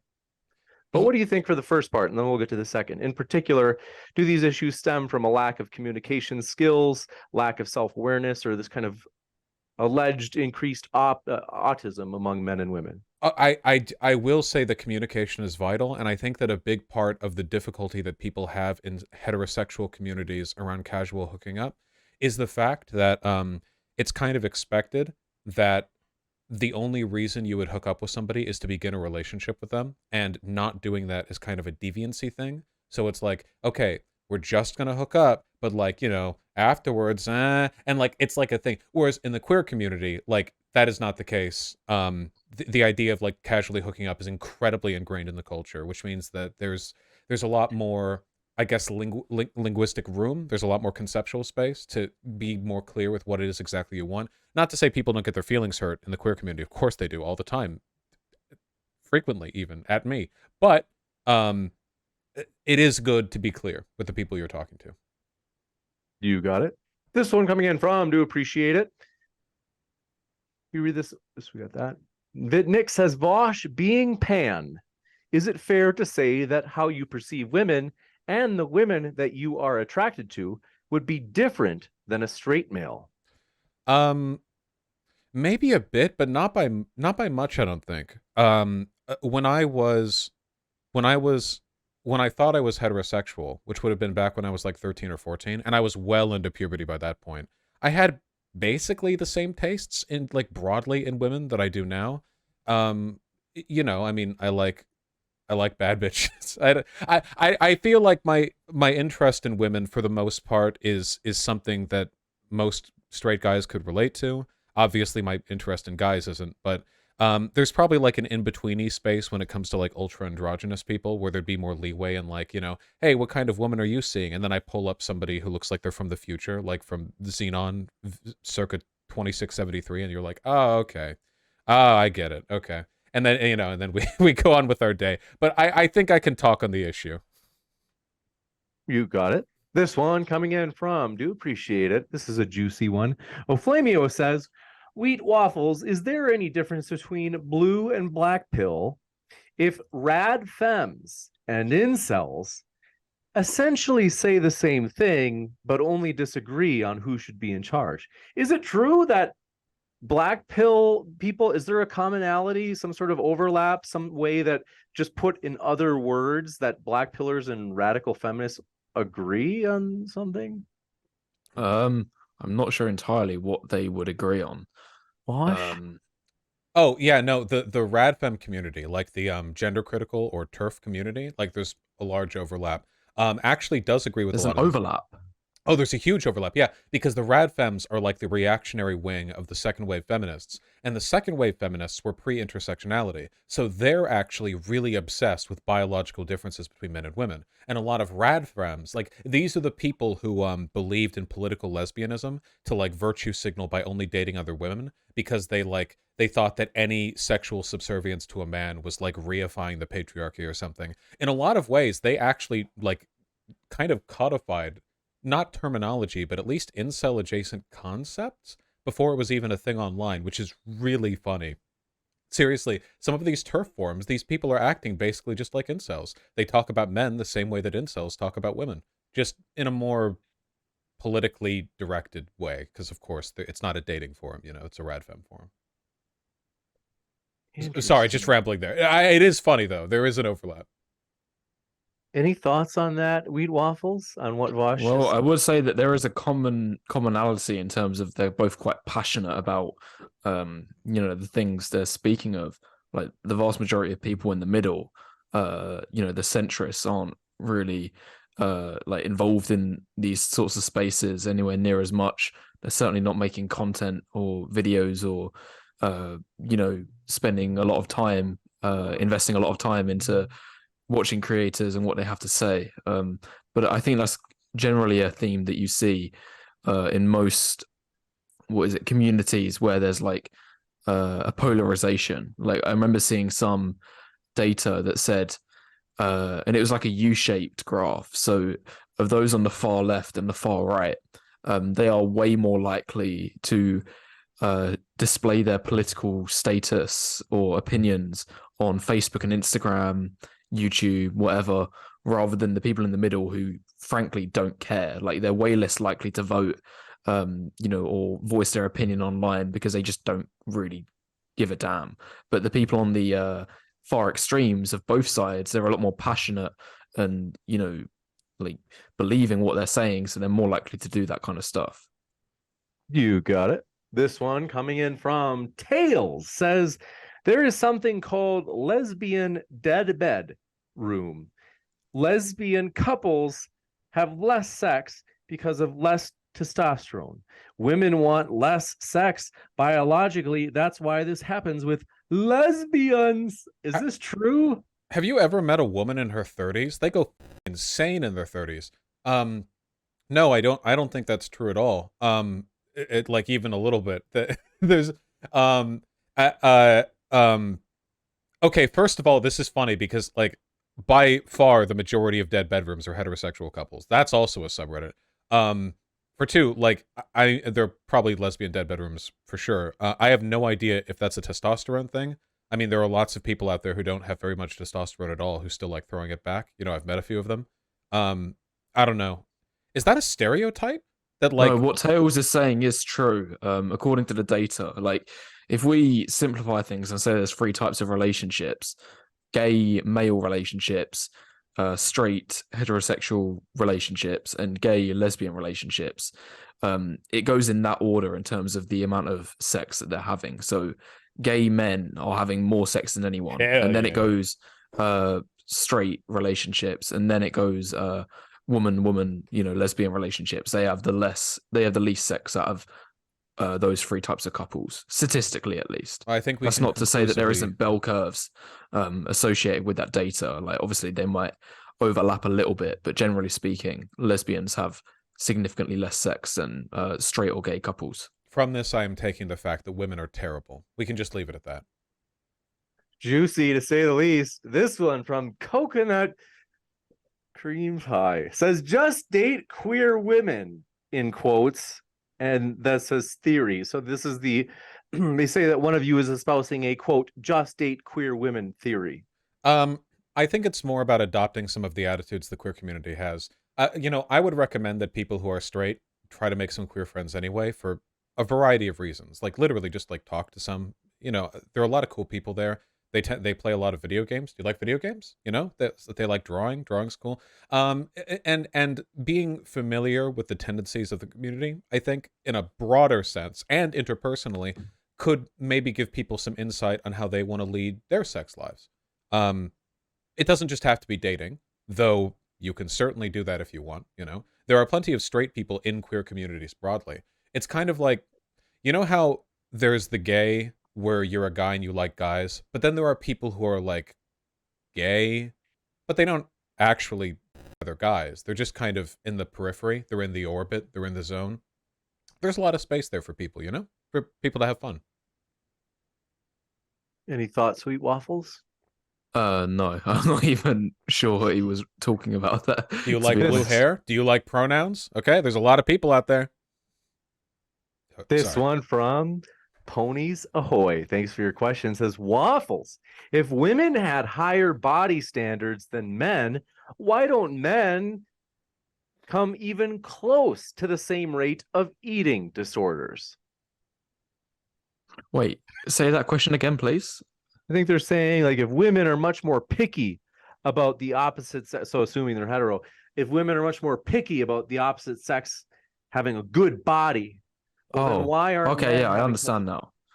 Because women, as a general, generally speaking, like are more emotional and susceptible to like, these sorts of issues. Like men are a lot more stoic in general, so they're less likely to have these eating disorders, because they're much more likely to think about these things logically and think like, I shouldn't starve myself, like, because that's actually going to cause damage to my body. Being a little bit more sympathetic, I don't think it's just being emotional. I just think women are held to much higher body standards when it comes to like their appearance. outside of the dating environment. No way. That's a myth. No. It's Sorry, wait, it's, sorry no, to no. interrupt there, but that's a complete myth. No, like in a business environment. There is no what is it? Body positivity movement or plus size male models. They don't exist. In fact, if you go onto Google search and type in plus size, just 2 words, plus size, keep scrolling for the next 10 minutes. You won't see a single man. I It's all agree. women. I As a agree. woman, you can be whatever shape or size you want. Okay. Hold on. It doesn't make a difference. For men, you got to be in top tier shape. The existence. So first of all, no, you don't have to be in top tier shape to succeed as a man. Okay. For second, okay, the reason the body positivity movement has focused more on women is because women needed it more, and the reason for that is because women are body shamed way the more. There was a ton of data on this. When it comes to like, we're not just talking like dating, we're talking like society broadly, from like the way you're treated by your parents when you're young, like how moms will often like critique their 9-year-old daughters on eating too much, like, oh, you don't want to get fat, do you? You know, like you don't want to be ugly for men, like that kind of shit, to like grandmas and aunts doing that same shit, to like the way they're treated in business. There's a huge, like, if you're kind of like a schlubby guy, you don't get made fun of for that in your day-to-day life. You don't. It might get in the way when you're like dating, but in terms of your broader place in society, there are tons of guys who are pudgy and not that attractive, and it's just fine. They're teachers, they're professionals, they're business, they're lawyers, they're politicians, they're everyone.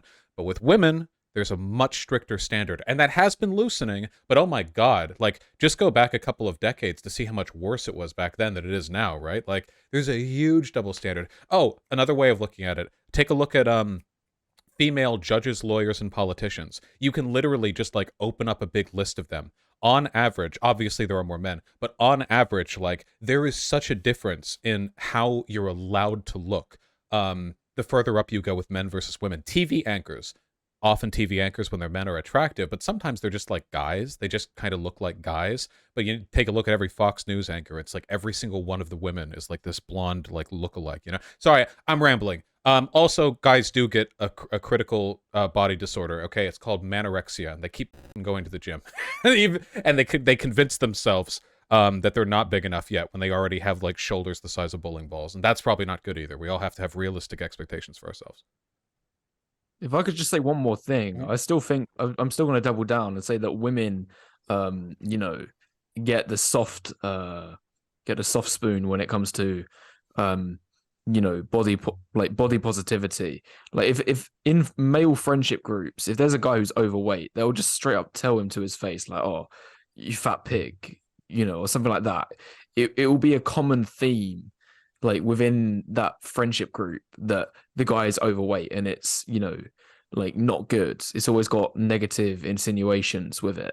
But for a female friendship group, if there's a woman who's overweight, you know, and she has any doubts or queries about her appearance, like, all of the other women in that friendship group are going to be like, "Oh no, you're gorgeous, like there's nothing wrong with you, you're beautiful just the way you are." Like, you know, it's all of this blowing smoke Yeah, sort it of seems stuff like going men suck. Jesus Christ. No wonder I'm mostly friends with women. Oh my god.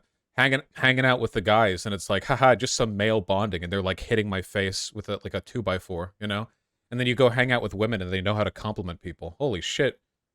on. I don't think it's a compliment to, well, it is a compliment telling a woman who's overweight she's beautiful, but I don't exactly think it's warranted. I think it's you know, quite bad telling a person who's in a bad state you can be overweight and be in a fine state, and women aren't stupid.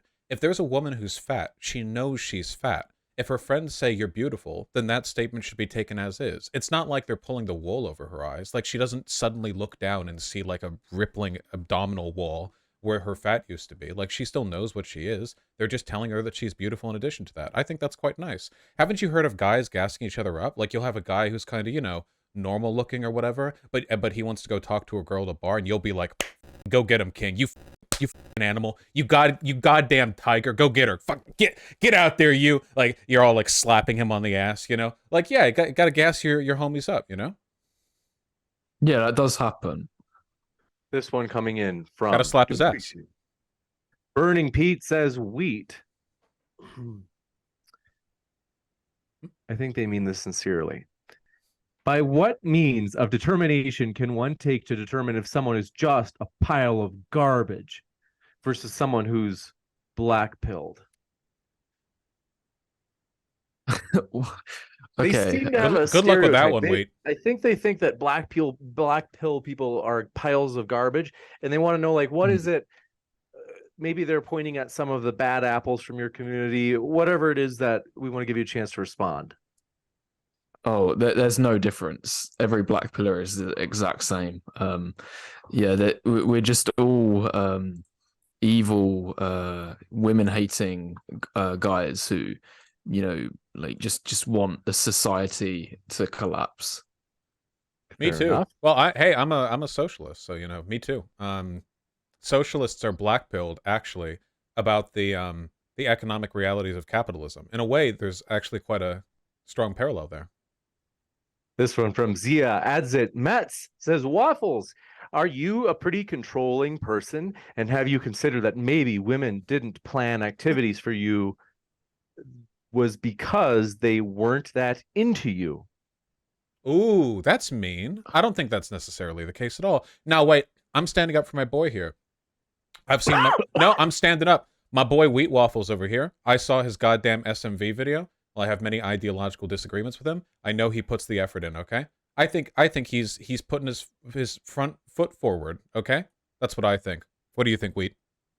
Yeah, I agree. I'm, if I am asking a woman to do a certain activity with me, like I would be able to read her body language, and her level of enthusiasm to gauge whether she's just saying yes for the sake of it or if she's actually wanting to do it. And besides, more often than not, if a woman is half-arsing her response and just saying yes for the sake of it, more often than not, she would flake on the experience, like when it actually comes to doing it anyway. So like, once the date comes around, then she'll be like, oh no, sorry, my dog died, or just whatever excuse, that's probably made up.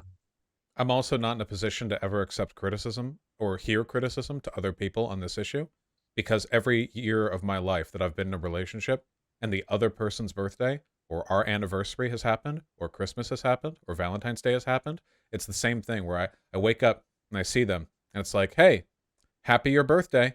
And they're like, wow, thanks. I'm just smiling at them. They're like, and I'm like, do you want to like DoorDash a burger? So I can't. I'm terrible at being a boyfriend. I'm sorry. Let's continue. Juicy to say the least. This one coming in from Balthazar228 says, I heard that Vaush's ideal type. Let's see. Okay, well, we'll skip that one. Some of these, you guys, we want arguments. We want objections to arguments. Blue hair and pronouns. This one coming in from Coconut Cream Pie strikes again. I know that. Says, Juggernaut Law, please address this. Now, I can give you a chance to, I pulled it up because I was so curious. I was like, what's this? I can give you a chance to define it, or Vaush, let me know if you want me to refresh the audience on what Juggernaut Law is. I can give a definition if you like. Oh, okay. Sure. Juggernaut Law, well, I'm guessing we're on the same page on it, is the idea that men deliberately want to date women who are of lower social status. A woman who just reads her book at home, has no social circle, no friends, because they think that she'll be less likely to cheat, or she'll be easier to date. Like, because if a woman's got 1,000 guys blowing up her inbox on Instagram, then your chance of being able to being the one guy out of those 1,000 guys that will get a chance of her is slim to none. But if you, as a guy, try and date the woman who, has no social circle, no friends whatsoever, then your chances of her are greatly improved. I feel like that's a super insecure way to think about things, right? Like, ideally, you would just find the person you like the most. What I always feel when I listen to these theories that they never take into account the fact that, like, it's possible to love a person. I don't know if I'm off base on this, but in my experience, like, I don't really plan out a lot of this stuff. I meet people, I talk to people, and if I really like them, I spend time. And then it's like, it's like, okay, well, first of all, you plot the SMV, like, you know, supply demand graph, and then you determine the optimal, and then you have to treat them to the 6 point strat. It's like, well, I don't know. I mean, if you like someone, you like someone. People cheat sometimes. It's not good, but it happens. Probably things you can do to avoid it, I guess. I don't think I've ever been cheated on. So this Probably bad. is this when I looked this up on INCEL's wiki, it says Juggernaut Law is the theory that the very most unattractive women receive a surprisingly large amount of attention from men. And they have a photo of a woman that basically it looks like Vaush with a wig on. I don't understand. Whoa, This wait, is she no sounds hot. offense. Can you give me her number? She has the hairy chest and everything. It's hairier than yours, Vaush. Whoa, what the I'm getting shown up here. This is is that what you're saying it is, Wheat Waffles? Oh, it's a similar sort of principle. Like I was going the description of a woman with little social circle or friends. But I've also heard the context of Juggernaut Law being used for unattractive women. So, but they kind of go hand in hand. So, if you approach the extremely attractive woman, then chances are she's going to have a lot of options. But then if a guy thinks I'm going to go for ugly Betty over there, then I'm going to have much higher of a chance. Wow. Juggernaut Law is when a girl looks like me. That's right. And she's unstoppable at attracting men. When she looks like me, and also when she can any inertia and she can't be stopped. Exactly like the Juggernaut. That's amazing. Amazing. This one from testing. I think this is our last question of the day. Sorry, folks. We want to get our guests out of here at a decent time because they're busy. So I do want to. Testing says protect the children, quote unquote, is also incredibly offensive towards anyone under 18. Why is this argument never used against that motivation? Protect the children? I don't know if they mean that it sounds patronizing toward kids, like people under 18 feel like they're like, why can't I protect myself? Like I'm capable. I don't know if that's what they mean. I don't know. If you're under 18, I don't think if you're under 18 and you know the term SMV, then you need to, your parents need to take your phone away from you. You have so much life to experience. You have to unlearn that term. Juicy Wheat Waffles, any thought? No, I'm happy to move on to the next question. You got it. I think that, let me just double check. I want to get at least one standard question, and I know there are some early questions. Ben Sharp asked, can Wheat Waffles explain what social market value is? That was like super early. So I think that you feel like you've adequately covered that. It's not social market value, it's sexual market value. And that was the term that Vaush just said to throw in the can if you're below 18. You got it. I calculated my SMV, you know. Wait, did you see that? Oh, I saw that. What was your results? Fuck. Wait, did you upload it as a video on your channel? Yeah, I think I did. I don't remember if it was on my main or second channel. Wait, somebody in chat has to remember. Was it like was it a 5.5? What did... My mod is saying that it's a 5.5, but that seems kind of high. Maybe it was like a 5.3? I don't know. I feel like I did good. Sounds pretty high. Yeah, that sounds like Juggernaut level. I think Juggernaut's the opposite. That's pretty good. It's like if you were a woman. Yeah, I got to skew things in my favor. I'm tall and I make a lot of money via YouTube. If you take those both away and you put me at my spiritual height, which is 4 feet tall, and my spiritual profession, which is in a trash can, I'd probably be like more 3, which feels about right. Juicy. Oh, that's right. I had to take off 0.5 because I was in the West at the end. It was 5.5, but then I had to take off 0.5. 0.5, yeah. Right, yeah. Because I'm not in a college campus and I'm in the West. That's right. I remember. Juicy to say the least. With that, any last thoughts from our guests that you really wanted to say? I have to be honest. One thing that you could say impressed by the Black Pill community is their use of language, especially figurative language, and these phrases that, if I understand right, is this true, Vaush and Wheat Waffles, that so many phrases that are now commonly used, they originated with the Black Pill community, like kind of like fun and like humorous phrases. I'm just trying to think of what the ones are now that I was thinking of. Everything that's like something pilled and blank maxing, I think, directly comes from the incel community, doesn't it? Like I'm on my Yeah. sleepy pill, I'm cozy maxing. Yeah, all like the maxing stuff, that's all from the black pill God, it's so community, funny. basically. Like the most common term, which is Chad. closest to becoming main. Yeah, well, there's that, but there's also like looks maxing. Blank cell. That's emanated from. Oh yeah, and anything cell. It's is a also lot. like Yeah, black like pill. a lot of etymological weight. Oh wait, how do you feel about transmaxing? Wait, Transmaxing. yeah, as I like don't the think it's a final option, legitimate you know? strategy. Yeah, some guys like they've done it. Well, it only works in one direction. If you're a man and you go to a woman, then you'll almost certainly, well, assuming that you was a sub 5 male before, and then you go into a woman, then you're probably going to have a better chance.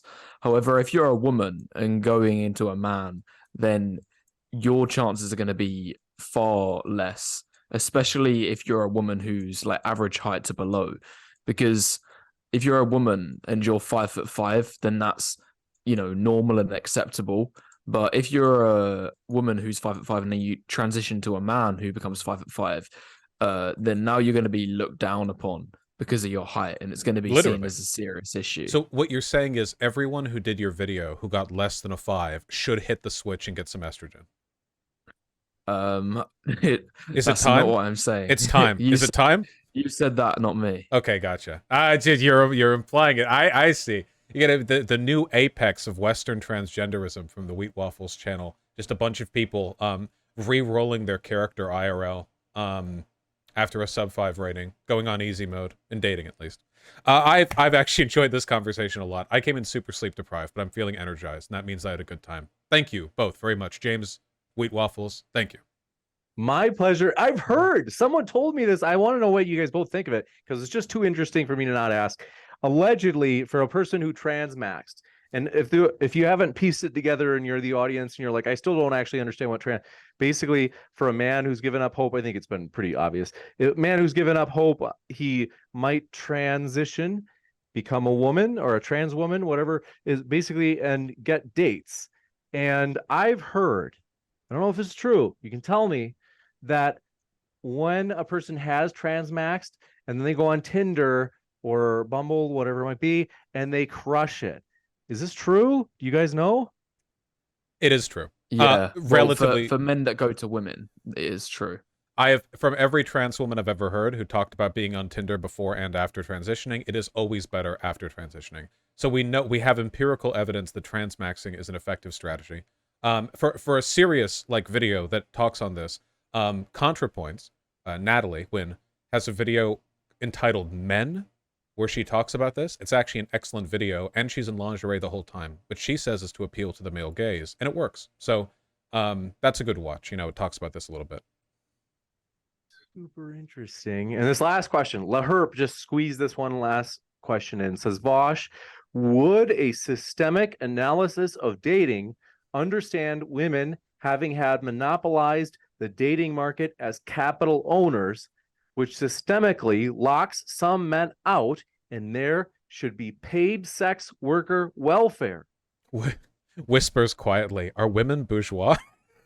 Yes.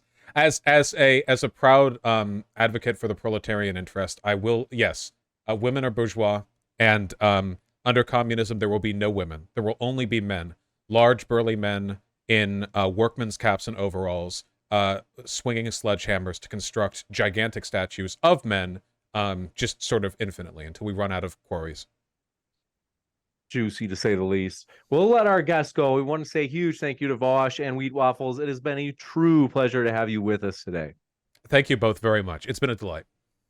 No worries. Thank you for having me on. It's been a good debate. Yeah. Y'all take care. I'm going to drink more coffee. Thank you. You as well.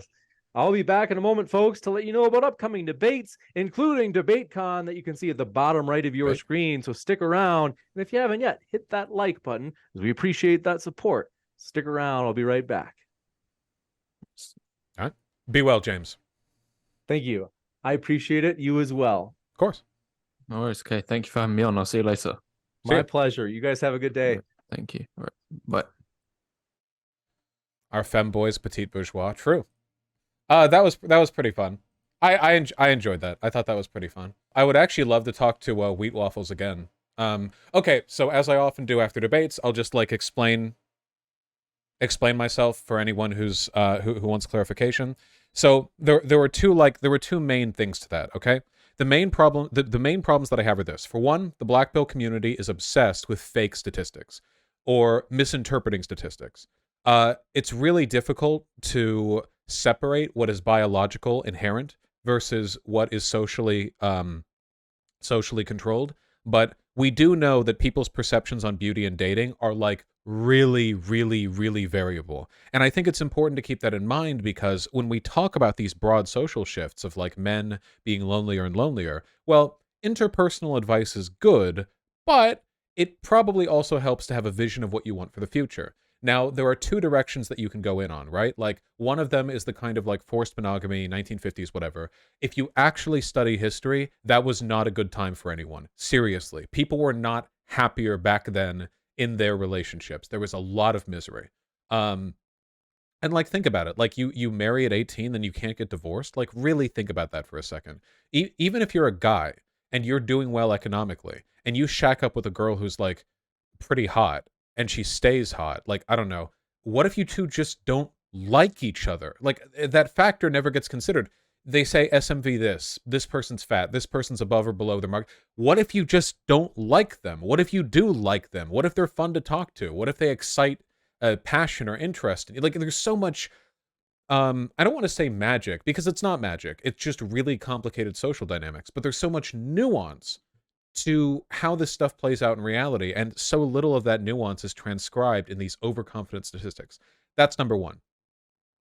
Number two, when I talk about like the queer community stuff, the main reason I harp on this when I talk with like red pill, incel, black pill, MRA, pickup artist, whatever communities so much is because I really do think the queer community has their hand on some of the solutions to these issues.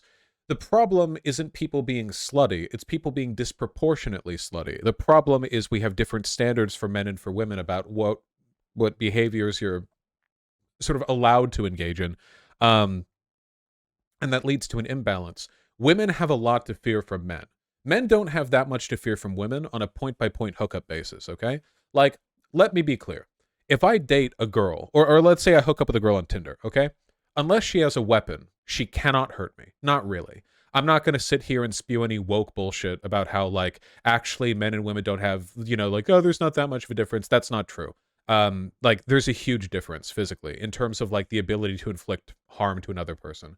I feel like I could be totally off on this, but, like, judging from my experiences of, like, wrestling in high school and boxing for years and years, like, I'm pretty sure that the average woman legit, like, can't actually hurt you unless they get you in the throat, the eyes, or the nuts. Like, unless they have a weapon. I'm sounding kind of overconfident here, but like, holy shit, the strength difference is massive. It's huge. So I don't fault women for being more concerned with their safety and their well-being and stuff. But I only started feeling even remotely concerned for my well-being when I started hooking up with men. Because even though the type of men I hook up with tend to be a lot smaller and weaker than me, they're still a lot stronger than your average woman. Instantly, like, the difference is narrowed quite a bit. And once the difference is narrowed, it's like, okay, well, if they do end up being kind of like crazy. So yeah, there are people in chat who are mad at what I just said, but like, I stand by it, you know. You know, if they did end up being like crazy, like, okay, they could pose a potential threat. And a lot of guys are a lot more violent than women. That's definitely true. So like, that probably weighs heavily on the minds of women who do casual hookups. I've always said that if you're a woman and you casually hook up with a guy, you're putting so much on the line, especially if you go to their apartment. Man, talk to your women friends if you have them. So many of them will have stories. A guy who was really creepy or crazy, and like, they feared for themselves. They feared for their life or whatever for a time. Like, almost always you'll get that story for them. Do I have that story? Having hooked up with a decent number of people? No, I don't. It's never happened to me. Not once. But I know women who have hooked up with 2 people, and the first one, yes, was a psycho. So there's a lot to worry about there. But we can work to fix these things. They can be addressed. And I think that, you know, to an extent, there are better attitudes in the queer community. So that's all. It's roulette. Yeah. Have you ever been with a guy way bigger than you? The first man I ever had sex with was physically stronger than me. Yes. He was is a mountain climber. He was quite in shape. I'm almost certain that he could have yeah. Vaush, do you think body standards for women versus men have changed in the last 20 to 30 years? It seems like the movies/TV shows the fat guy hooking up with a supermodel is a lot rarer these days. Okay, the fat guy supermodel pairing in like sitcoms was always just really cheesy, sort of like fan service bait. I don't think that's actually a difference in real body standards. I just think that was like the lazy. Yeah, I just think that was dumb. It was always dumb. It was because like the guy is like, I'm Homer Simpson, I'm fat, I'm boorish, but I'm funny. And then like the wife's job is she has to be hot because like the audience wants to look at a hot woman. You know, it was always that. It was just fan service. Lois and Peter. Well, Family Guy is making fun of that tendency to an extent, right? Like, because Homer, like, Marge isn't drawn hot. Marge is just drawn like a woman in the show. There are hot women in The Simpsons who are, like, drawn differently than, like, they're distinguished in some way, even in their weird art style. And Homer, like, Homer's a fat schlub, but he's not, like, that fat. But then, like, you go further, and Peter is really fat. Yeah, I don't know. Usually they tempt Homer to cheat with them. Yeah, and they have like a sultry voice. Whereas Marge talks like this. I don't know. He was fat from the 90s. Yeah, but there are like fatter characters, like by far, right? Barney is much fatter than Homer is. And Lois? I think Lois is drawn like kind of normal for the show.